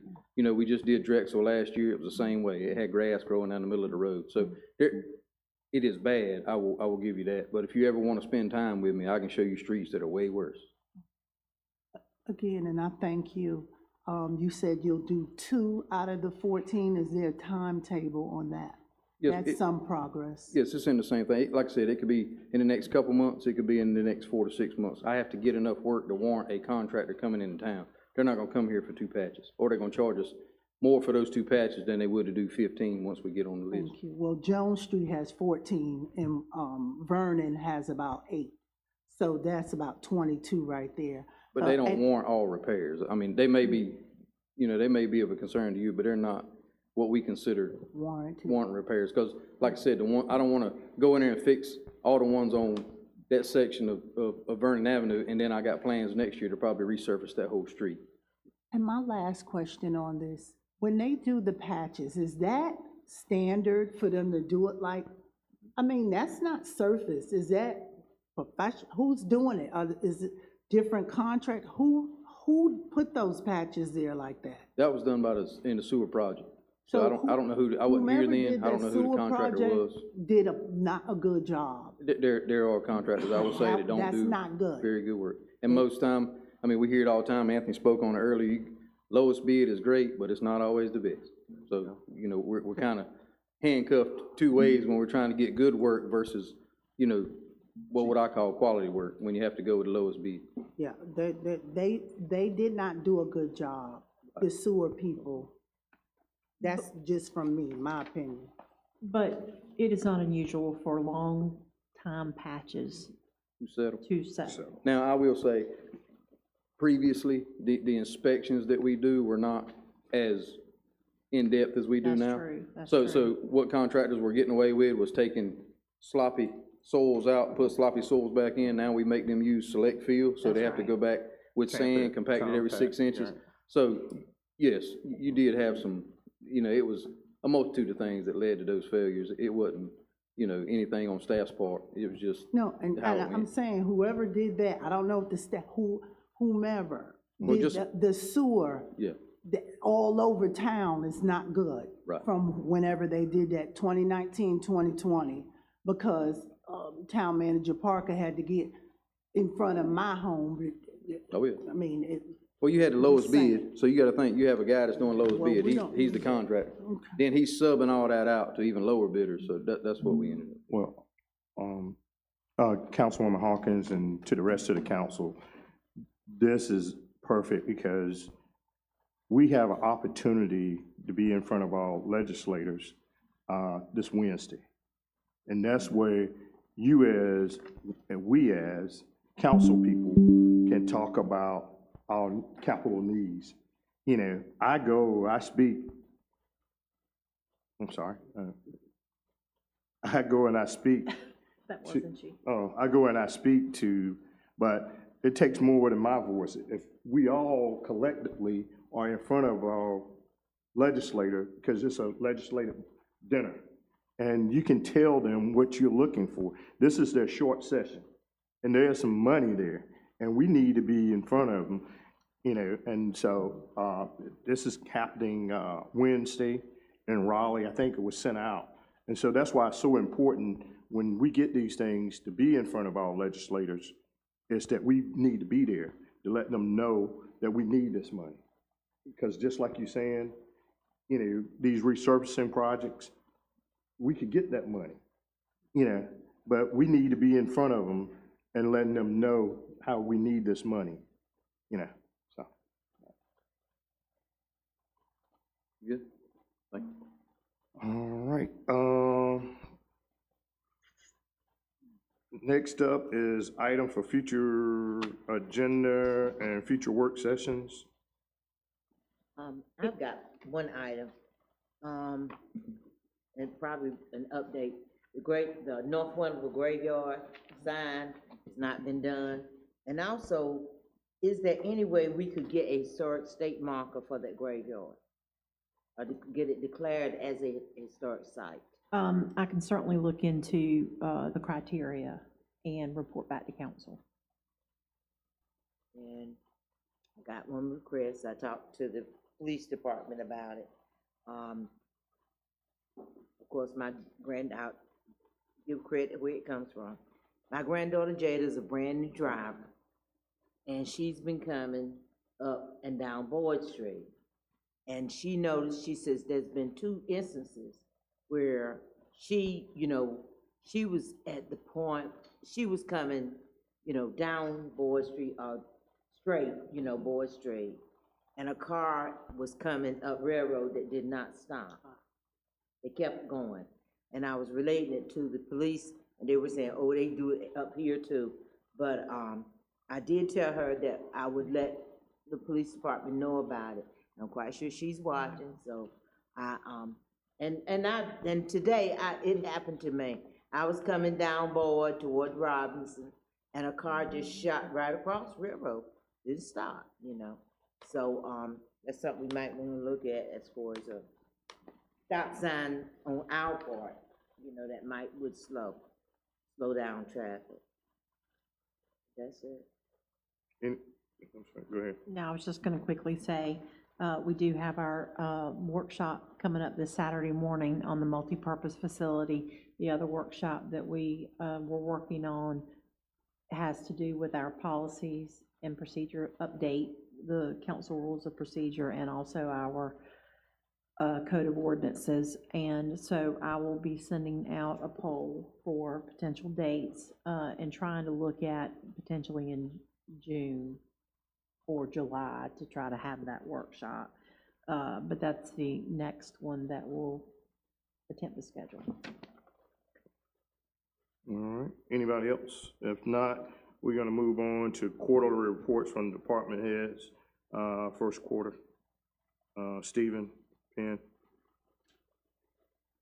Good evening. So it's Winterville, so we've got a lot of residential growth, especially underdeveloped, Southbrook, Quail Trace, Copper Creek Phase 3 is gonna be building homes really soon. Actually, we're going to the Planning and Zoning Board this month. Villa Grande and 11 at Main are building some homes, so we have some people moving into town as well.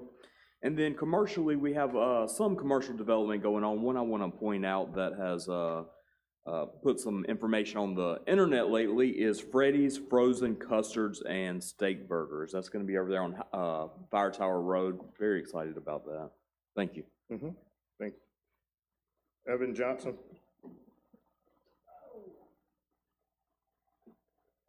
Good evening, Mayor and Council. Kind of piggybacking some off of what Stephen said, residential growth is still trucking along. We've got a few developments turning dirt, that some closer than others for building houses, but we've got some more of that coming up on the horizon. Of course, so staying busy there. Some commercial stuff, pit welding building.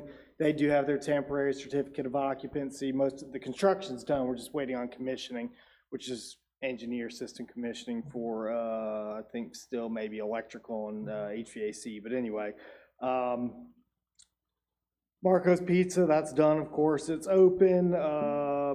Salad Works and Fruitables, that one's underway. That's also in the Lowe's Food Shopping Center. I was over there earlier today for a quick inspection. I think probably will end up, according to the contractor, having framing and rough-ins end of this week or beginning of next week.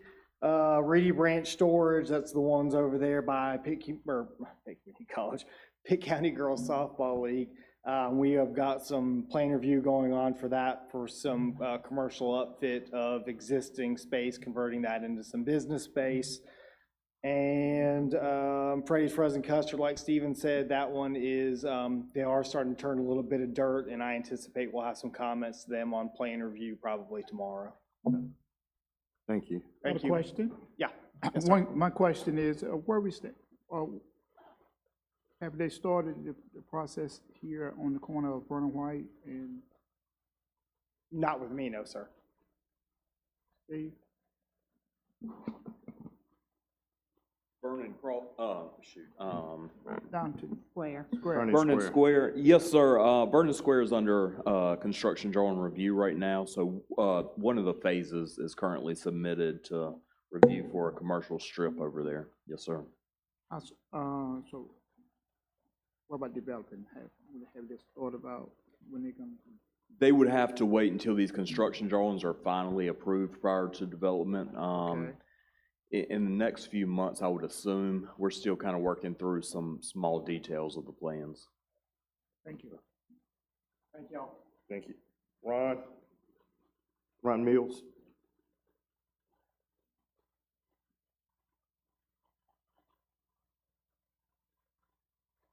Good evening. Our electric department, we've completed over 500 general work orders, cut off for notes and non-payment 330. We got all the Christmas decorations up back in January. We've been working out at Copper Creek. We've installed all the infrastructure out there. It's ready for its final phase of review. We're still working out at 11 of Main. There's a couple houses left to put services in Brookfield and Eli's Ridge. And hopefully the Old Tower relocation will begin sometime in May with our contractor. They've started the right-of-way clearing now. So that's undergoing. Thank you, sir. Thank you. Ms. Manning? Good evening, Mayor and members of the council. Finance Department is busy working on budget. Right now, we're working on getting the revenues straight for next year and the payroll budget for the different departments and reviewing the different departmental budgets. Just a reminder, the power cost adjustment was reduced to the 2.5 cents per kilowatt for the utility bills that were billed in April and due April 30th for cycle 2 customers and due May 15th for cycle 1. And we do have the loan closing scheduled for this week, the 16th, for the equipment and vehicles that was approved last month.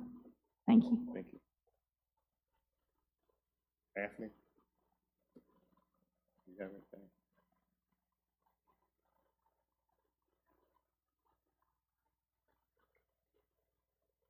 Just got a loan closing scheduled for next week. A lot going on with all the various different department heads and everything the town's got moving forward. Obviously, the cemetery project's going to kick off here. We're going to move forward with that. Ron mentioned the Old Tar Road widening projects advancing. Got those contracts approved, and they're moving forward with the clearing, as he mentioned. On the public building side, obviously, we're having problems with some of our police fire rescue with moisture issues, and as well as some roofing problems over there. Getting into budget season, so you'll see a lot coming down the pipe with regard to the various things we want to advance in next year's budget as we work on that and how that matches up with our revenues. And then obviously the Vision Zero Task Force is always working to move things along with our safe routes to school and programming for children with educational purposes there on having to have programming throughout the summer for them. And that's just a little bit, but I could go on, but that's kind of it for now. Thank you. Ms. White?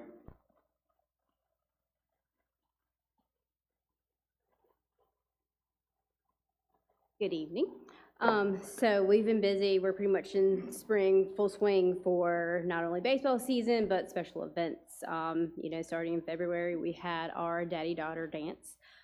Starting in March, we had your Easter extravaganza, your opening day baseball ceremony, and then also we worked with Coach Miles for the girls flag football clinic, which we're actually in the process of having another one set for July. So we've been working closely with him and getting that set. That's my time to say that. We've also, with the help of our economic development planner, we received a $25,000 grant to be able to host the ENC Cowrican State Tournament. Also, with the spring starting, we're working on the parks, getting everything ready. Grass is growing, so we're trying to make sure everything's ready and set. There's a lot of shelter rentals coming up. I have a question. Do you really understand, I mean, I don't know, I understand what Coach Miles was asking the town to do. Do you have any idea? I think he wants eventually for more leagues to come in as like a girls' sports. So we've been working together, just talking back and forth of seeing the need and seeing, you know, by starting with clinics to see if that's something that in the future that Winterville can start. That's what I took from it. You get more interest, and that way we have more sports for girls and activities for them as well. Okay, just get the word around a little bit. Yes, sir, and that's why we're going to, you know, March, just talking with him, there was, I think, 10 girls that came for the 2-day clinic, and then just going back and forth with him, we're going to do one for July to get more interest, and we'll have more time to go ahead and get the word out, especially before school gets out. Do you know what their age group should be? I believe he said 6th through 12th grade, so more of like your middle school and high school. 6th graders? Yes, sir. And also, Diane, this past Friday, the Winterville Recreation and Parks came up in a meeting that I was in about the arts. You know, people just think of the arts, but also the art include all music concerts. You know, so they was talking about the funding for that and whatnot, you know. Yep, and so right now, we're working on getting that scheduled together so we can go ahead and start advertising that as well. Right. Thank you. Chief Moore.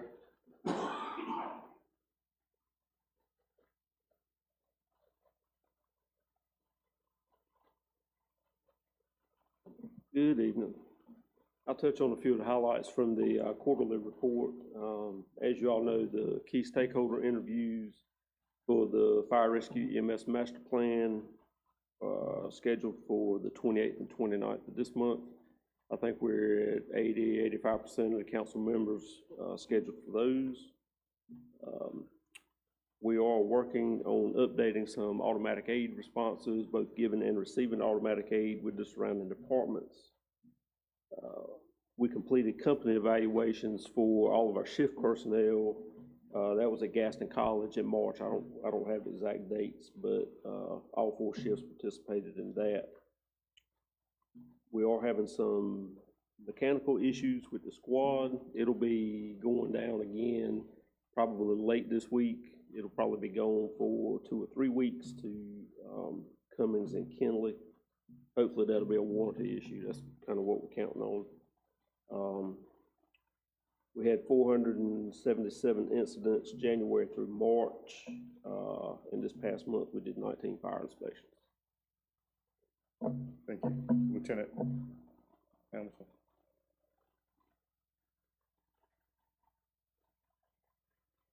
Good evening, Mayor, Council, Town Manager.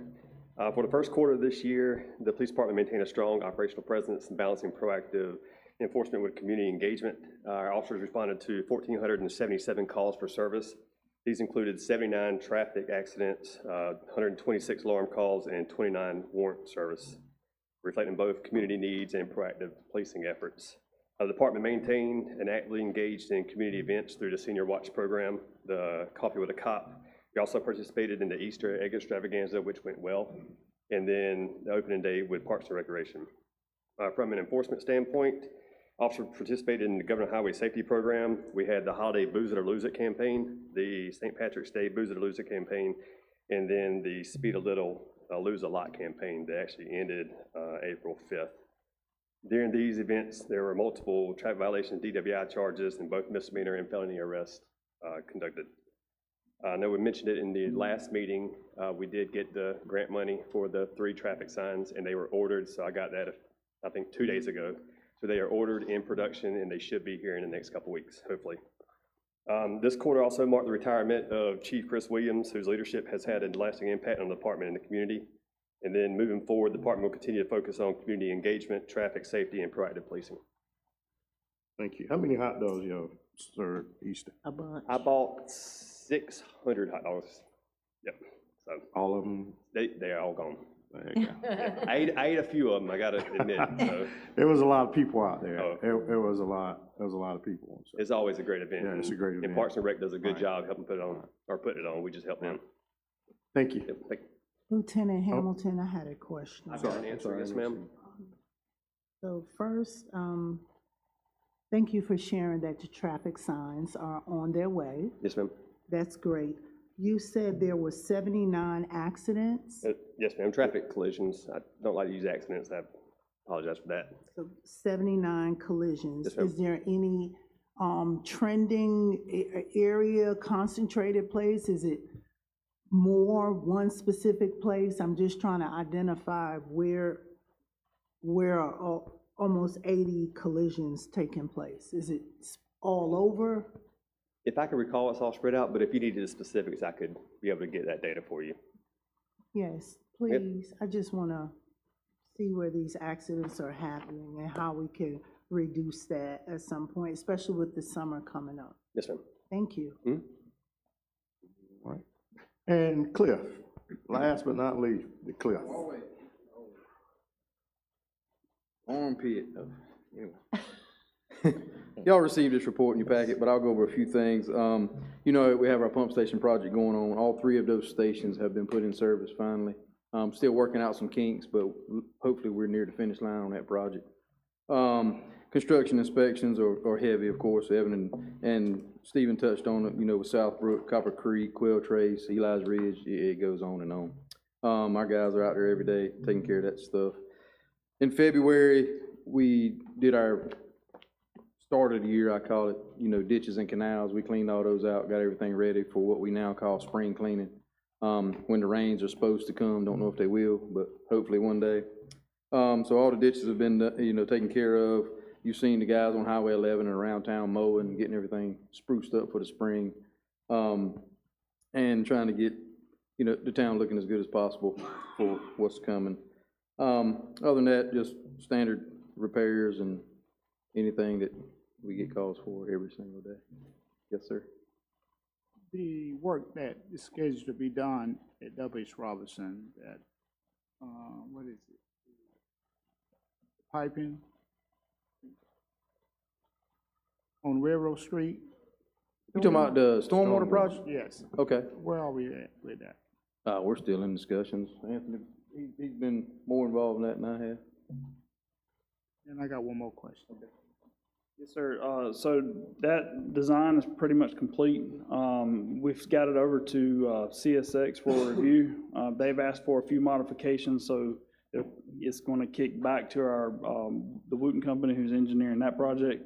They're going to make those adjustments. We have a meeting with them Thursday to have a conversation about follow up with that. I think once that's done, CSX will finish their review, and then we'll have a schedule and presentation for the council to understand a little bit more about what the project's going to look like. But it is moving forward, and anytime you deal with CSX, it's baby steps that, you know, but we are, the review process is going on, and things are turning, so. Thank you.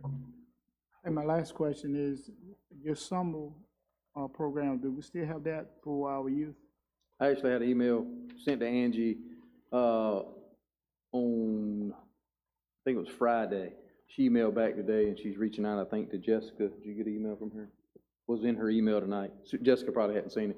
That, you know, I think she wanted to check, make sure there was funding this year, and you may already know. I believe there is, so the answer is yes, I believe so. So the goal is, and you guys already reached out 3 or 4 times, he wants to come back. So. We're ready, yeah. We're ready to have. That's the reason why I asked you, because we're ready to have. That young man, he loved the outside. He is a good working kid, I'll give him that. And I do believe we have one other that's interested, so at least there's 2. Good. And also today, Cliff, I reckon, I don't know if he's your employee or who, but he was over there training for the mosquitoes. That was Ron's guy. That's Ron? Okay. Yes, well, he was over there today, Ron. He was over there training, combat these mosquitoes, getting all his educational. He'll be back tomorrow over there, so. And Ms. Hawkins, I have we call it the spring resurfacing project. I'll send you that list of streets that we plan to resurface. We'll have to see how the prices come in. Not saying we'll get them all, but the goal is to try to get them all. So I'll send that to everybody on council, so y'all can kind of see what we're looking to do. I appreciate that. Yes, I had a question Okay. about, Councilman Moy asked about, did you ask about a summer youth program, or did I hear that right? What we call the summer explain- workers, yes, ma'am. Okay, can somebody explain that to me, to Yes, the ma'am. public? That program's been in place for several years, and the number of years escapes me. But it is a summer program where traditionally it was for youth between 18 and 24 years of age. And as we started off with a bang, as summers continued, the number of participants waned. So people are talking while you, I just think that's rude. So, I can't, so the age, we lowered the age, and so we've had participants as young as 15, I believe, participate and help us. Now, that does, they work outside and they help with the grounds maintenance and picking up trash and that kind of thing. But in recent years, we have had a young man that Mr. Moy introduced us to, who has been working with us and hopefully plans to come back. But if anyone is interested, please have them reach out and complete a town application. Thank you. How many spots are available? So when I ask about this, and if it's been going on for a long time, information such as how many, just now you shared that the age was changed. That's good updated information. How many spots are available, so that helps anybody say, well, you know, if it's 10 as a limit or 5, we would know. How does that work, and where do we find this information? Or is it word of mouth? How does that work? So the way that it was originally set up and that we have normally proceeded is that it's a maximum of 6. Maximum of 6. And each council member could bring someone forward, a recommendation. Now, obviously, if a certain council member didn't have a recommendation, then somebody else may make 2 recommendations. But the numbers have been so few, that really hasn't been an issue. And they reach out to you to find out? Be fine, or to Angie. A lot of times they'll reach out to Cliff and or any of his folks, but any of those outlets are fine. Thank you so much. I was actually in the academy this Saturday, and a young man hollered at me. His name's Corey. He worked with me on the summer program in 2011 when I was here the first time, and he was talking about coming back. I said, man, come on. So these young men, they do a really good job. They used to work with Parks and Rec a lot, and they've kind of mingled over and made their way to Public Works, but they've helped all over the town. Thank you. Yes, ma'am. Any other questions? Thank you. Thank y'all for your quarterly reports. Yes. Don, can you highlight the announcement, sir? They are listed on the final page of your agenda, and as we've been doing recently, they're on that separate page, so please just sort of pull it off and take it with you, so you've always got it with you.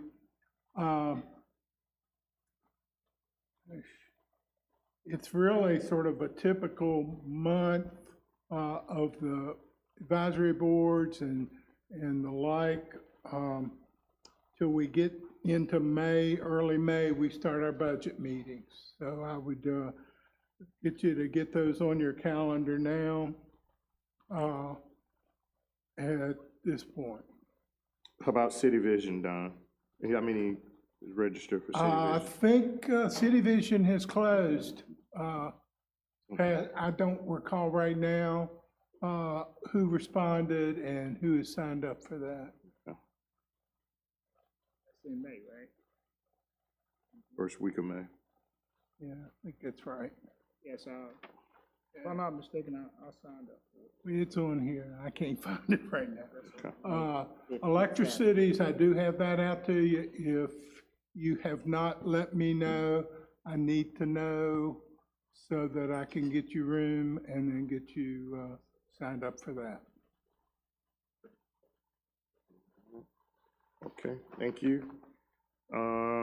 Next up, the town attorney. Thank you, Mayor. I do have one matter for the council tonight. I think it's a matter I can discuss very quickly. I'm aware of the hour. However, this is an important matter. If I can get the council's consideration, that'd be great. At your seat, I have placed what we call an offer to purchase. It says agreement for purchase and sale of improved real property. 2 seconds of background. In 2023, the town purchased a small tract of land adjacent to Chapman Street, where we placed I'm gonna call the new Chapman Street lift station.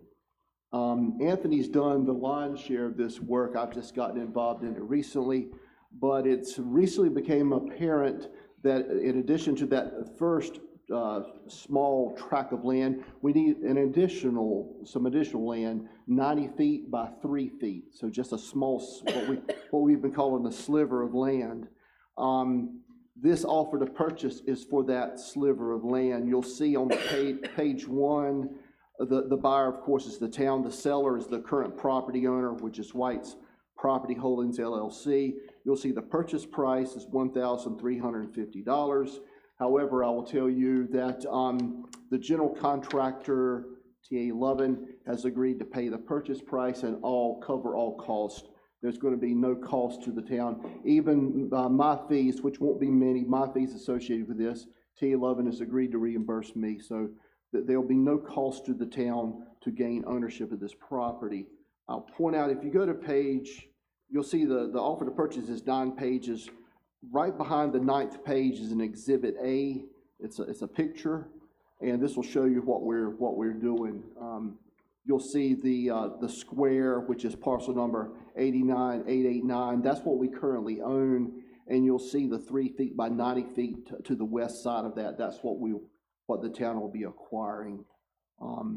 Again, at no cost to the town. What I would like to ask, we're trying to close on this as soon as possible. If be glad to answer any questions the council have of me, but if the council would be willing to approve this contract, so I'll get the mayor's signature on it, and we look to close within about 45 days on the quote sliver. Any question you have of me, I'll be glad to answer. I have a question. So you said that the town will not incur any charges. It says purchase price $1,350. Does this specify that the person who would like to pay, where is that located? They have already agreed that they're going to pay the money up front. I've talked to their attorney. Their attorney has talked to TA Lovin, and they've agreed to pay it. I get it, and I believe you, but it doesn't say that in here though, right? This just simply says that $1,350 will have to be paid to purchase it. They're going to give us the money to pay it. And to agree all closing costs and everything will be paid by them. Thank you, sir. Yes, ma'am. Any more questions? No, I entertain a motion to accept the contract. So moved. Second. I have a motion on the floor by Councilwoman Robinson, second by Councilwoman Smith, to accept the contract from White Property Holding LLC to the town of Winterville for the purchase price of $1,350. Correct? Yes, sir. All right. Yes, sir. Any questions? If none, please vote. Unanimous vote. Thank you. Thank you. Anything else? That's all I have tonight, All right, Mayor. Thank you. Councilwoman, Mayor Pro Tem Robinson. I've already talked enough. All right. Councilwoman Smith. Just a couple of things that kind of mentioned earlier, but the Easter extravaganza was wonderful if you didn't get a chance. There was a lot of collaboration, again, through the Parks and Rec, law enforcement. I'm sure Public Works was in the mix, and also Pitt Community College, BLET, basic law enforcement training was there. Another great idea and a great collaboration amongst our staff and our community. So I wanted to commend everybody on that.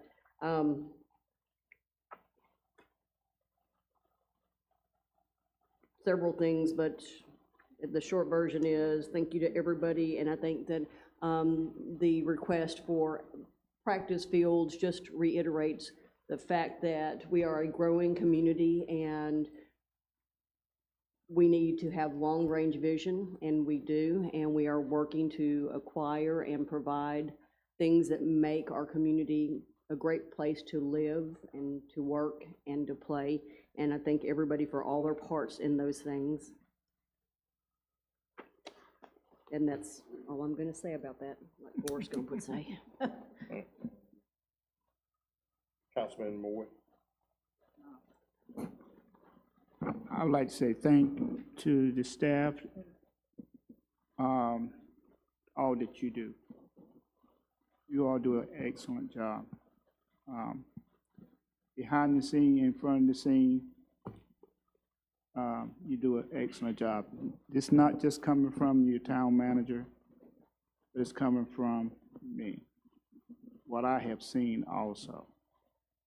I want to say thank you. To the council, I'm just proud to be part of this team. Do we always agree? No. But we can disagree and be agreeable. And one of the things that I continue to stay focused on, I'm talking about myself, is my purpose and my reason of being here, is to serve, to give back what was given to me way back then. There is no measurement that you can have on something good that ever happened to you. And I have had some great things happen to me since I have been living here in this wonderful town that I consider Winterville. So that's what I want to say, is that to the citizen, they are awesome. I just want to say thank you to them also.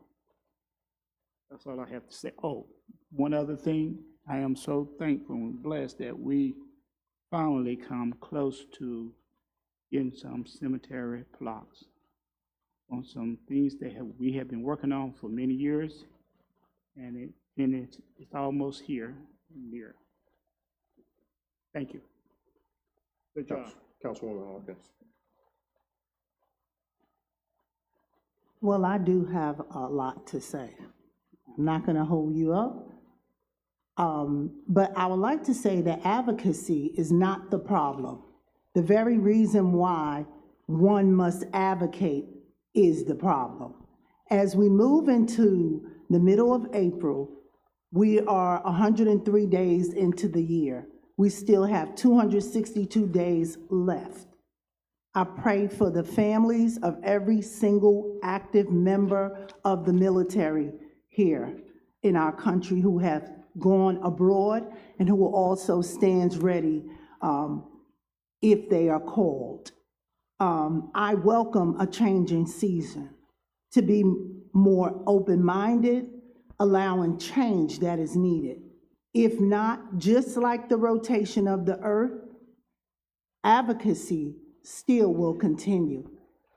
Let us stop thinking of why advocacy should bother those who do not want to acknowledge the need, but we should think about why you do not want to advocate even more.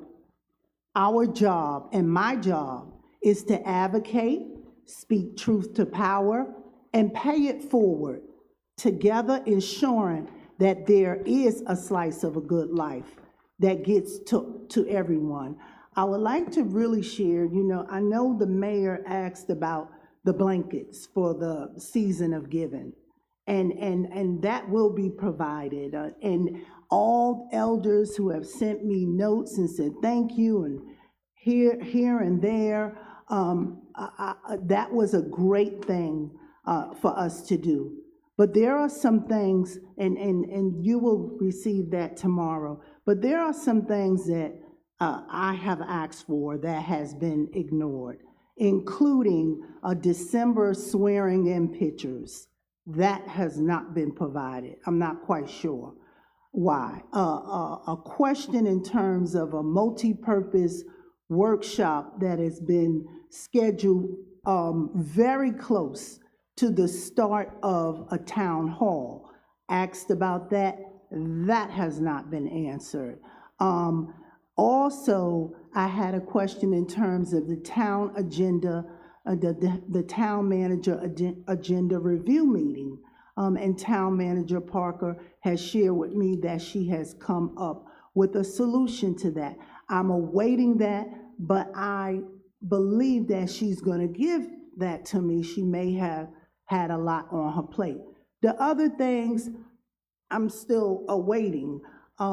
So that can be answered or not. I just want to articulate that. Councilman Moy, in terms of Coach Toon, and you shared what is his purpose, what does he want? He wants support. He wants partnership. He wants collaboration. He wants us to look at what he is doing in this initiative that has not ever been done.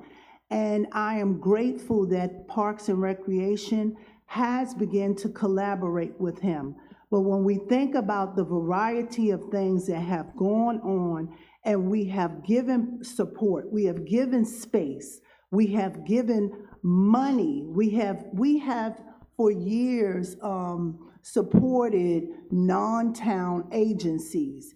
This is a person who is investing in only one of those young ladies that were with him lived in Aden. The rest live in Winterville. We are investing in Winterville when we invest in what he's doing. And so that is some things that I wanted to say. Lastly, I wanted to say, while we highlighted Pitt Community College, and has an amazing campus, lots of programs, I wanted to share that I requested additional programs back in August of 2024. Natural hair, esthetician, barber, nail technician, to increase trades as opposed to,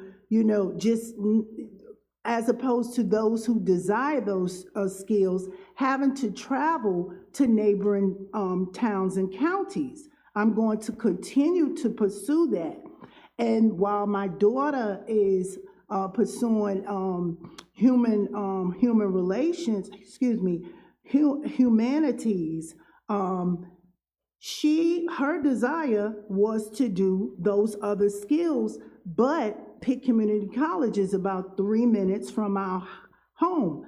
So we must expand our thoughts, our advocacy, and team together, if we're saying we, to support one another, not pull apart, but support. I would say we mustn't stop knocking just because we are told. We need to continue knocking until the door is open. And then lastly, I know Dr. Harrell is not present, but I would like to say that the program that she helped to bring here in Winterville should be commended. I know when she gets here next month, she will be able to articulate it, but I think it would be remiss to go a whole month without sharing the great resource. It was in the media, but at ECU Health Hub at our local library, to those who cannot immediately make it to physicians, they may not have transportation, but we have something here because of her advocacy for the people of our town. And I invite you all to go to the library and check out the things that they have in terms of checking on blood pressure, as well as a lot of other health factors. So I just want to applaud her for that. And again, God bless our military. You finished? Manager, town manager. I'll be brief. I wanted to just speak to the magazine that you have at your seats. And you may say, why do I have a Greenville, Pitt County, North Carolina magazine? This is a magazine that's sponsored by Invest Greenville, which is also formerly known as the Alliance that you all have heard us talk about for many years. Long story short, this is Livability magazine. This will be the first edition that the town has actually placed an ad in along with other towns. And so I just wanted you to have the copy hot off the press that includes the town of Winterville's ad. So thanks to staff for the great job they always do. And that's all I have. I'm sorry, let me find that for you real quick. The ad is on page, and I have other copies if anybody else wants. Page 15, on page 15. 25. 25. That's, one page has the art. Yeah. On it. 15's got the art. Yes, but the actual ad itself is on page 25. 25. Oh, yeah, there it is. Marked on the square. Yes, so I see it. just wanted to call your attention to that. I'm not gonna be before you long. All I gotta say is thank you to everybody, and can I get a motion to adjourn? So moved. All right, I made a motion to adjourn. all right. Got a motion and a second, if you'll vote.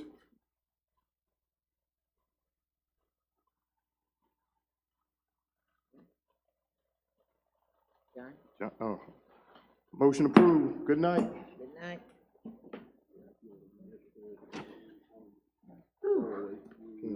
Oh, thank you. We just signed the buy, I'll fill in. Bye, right here. You just, yeah. Don Richard E. Uh-huh. After another couple of days. Oh, well, all the other. Another week. Okay. But I'm on top of it.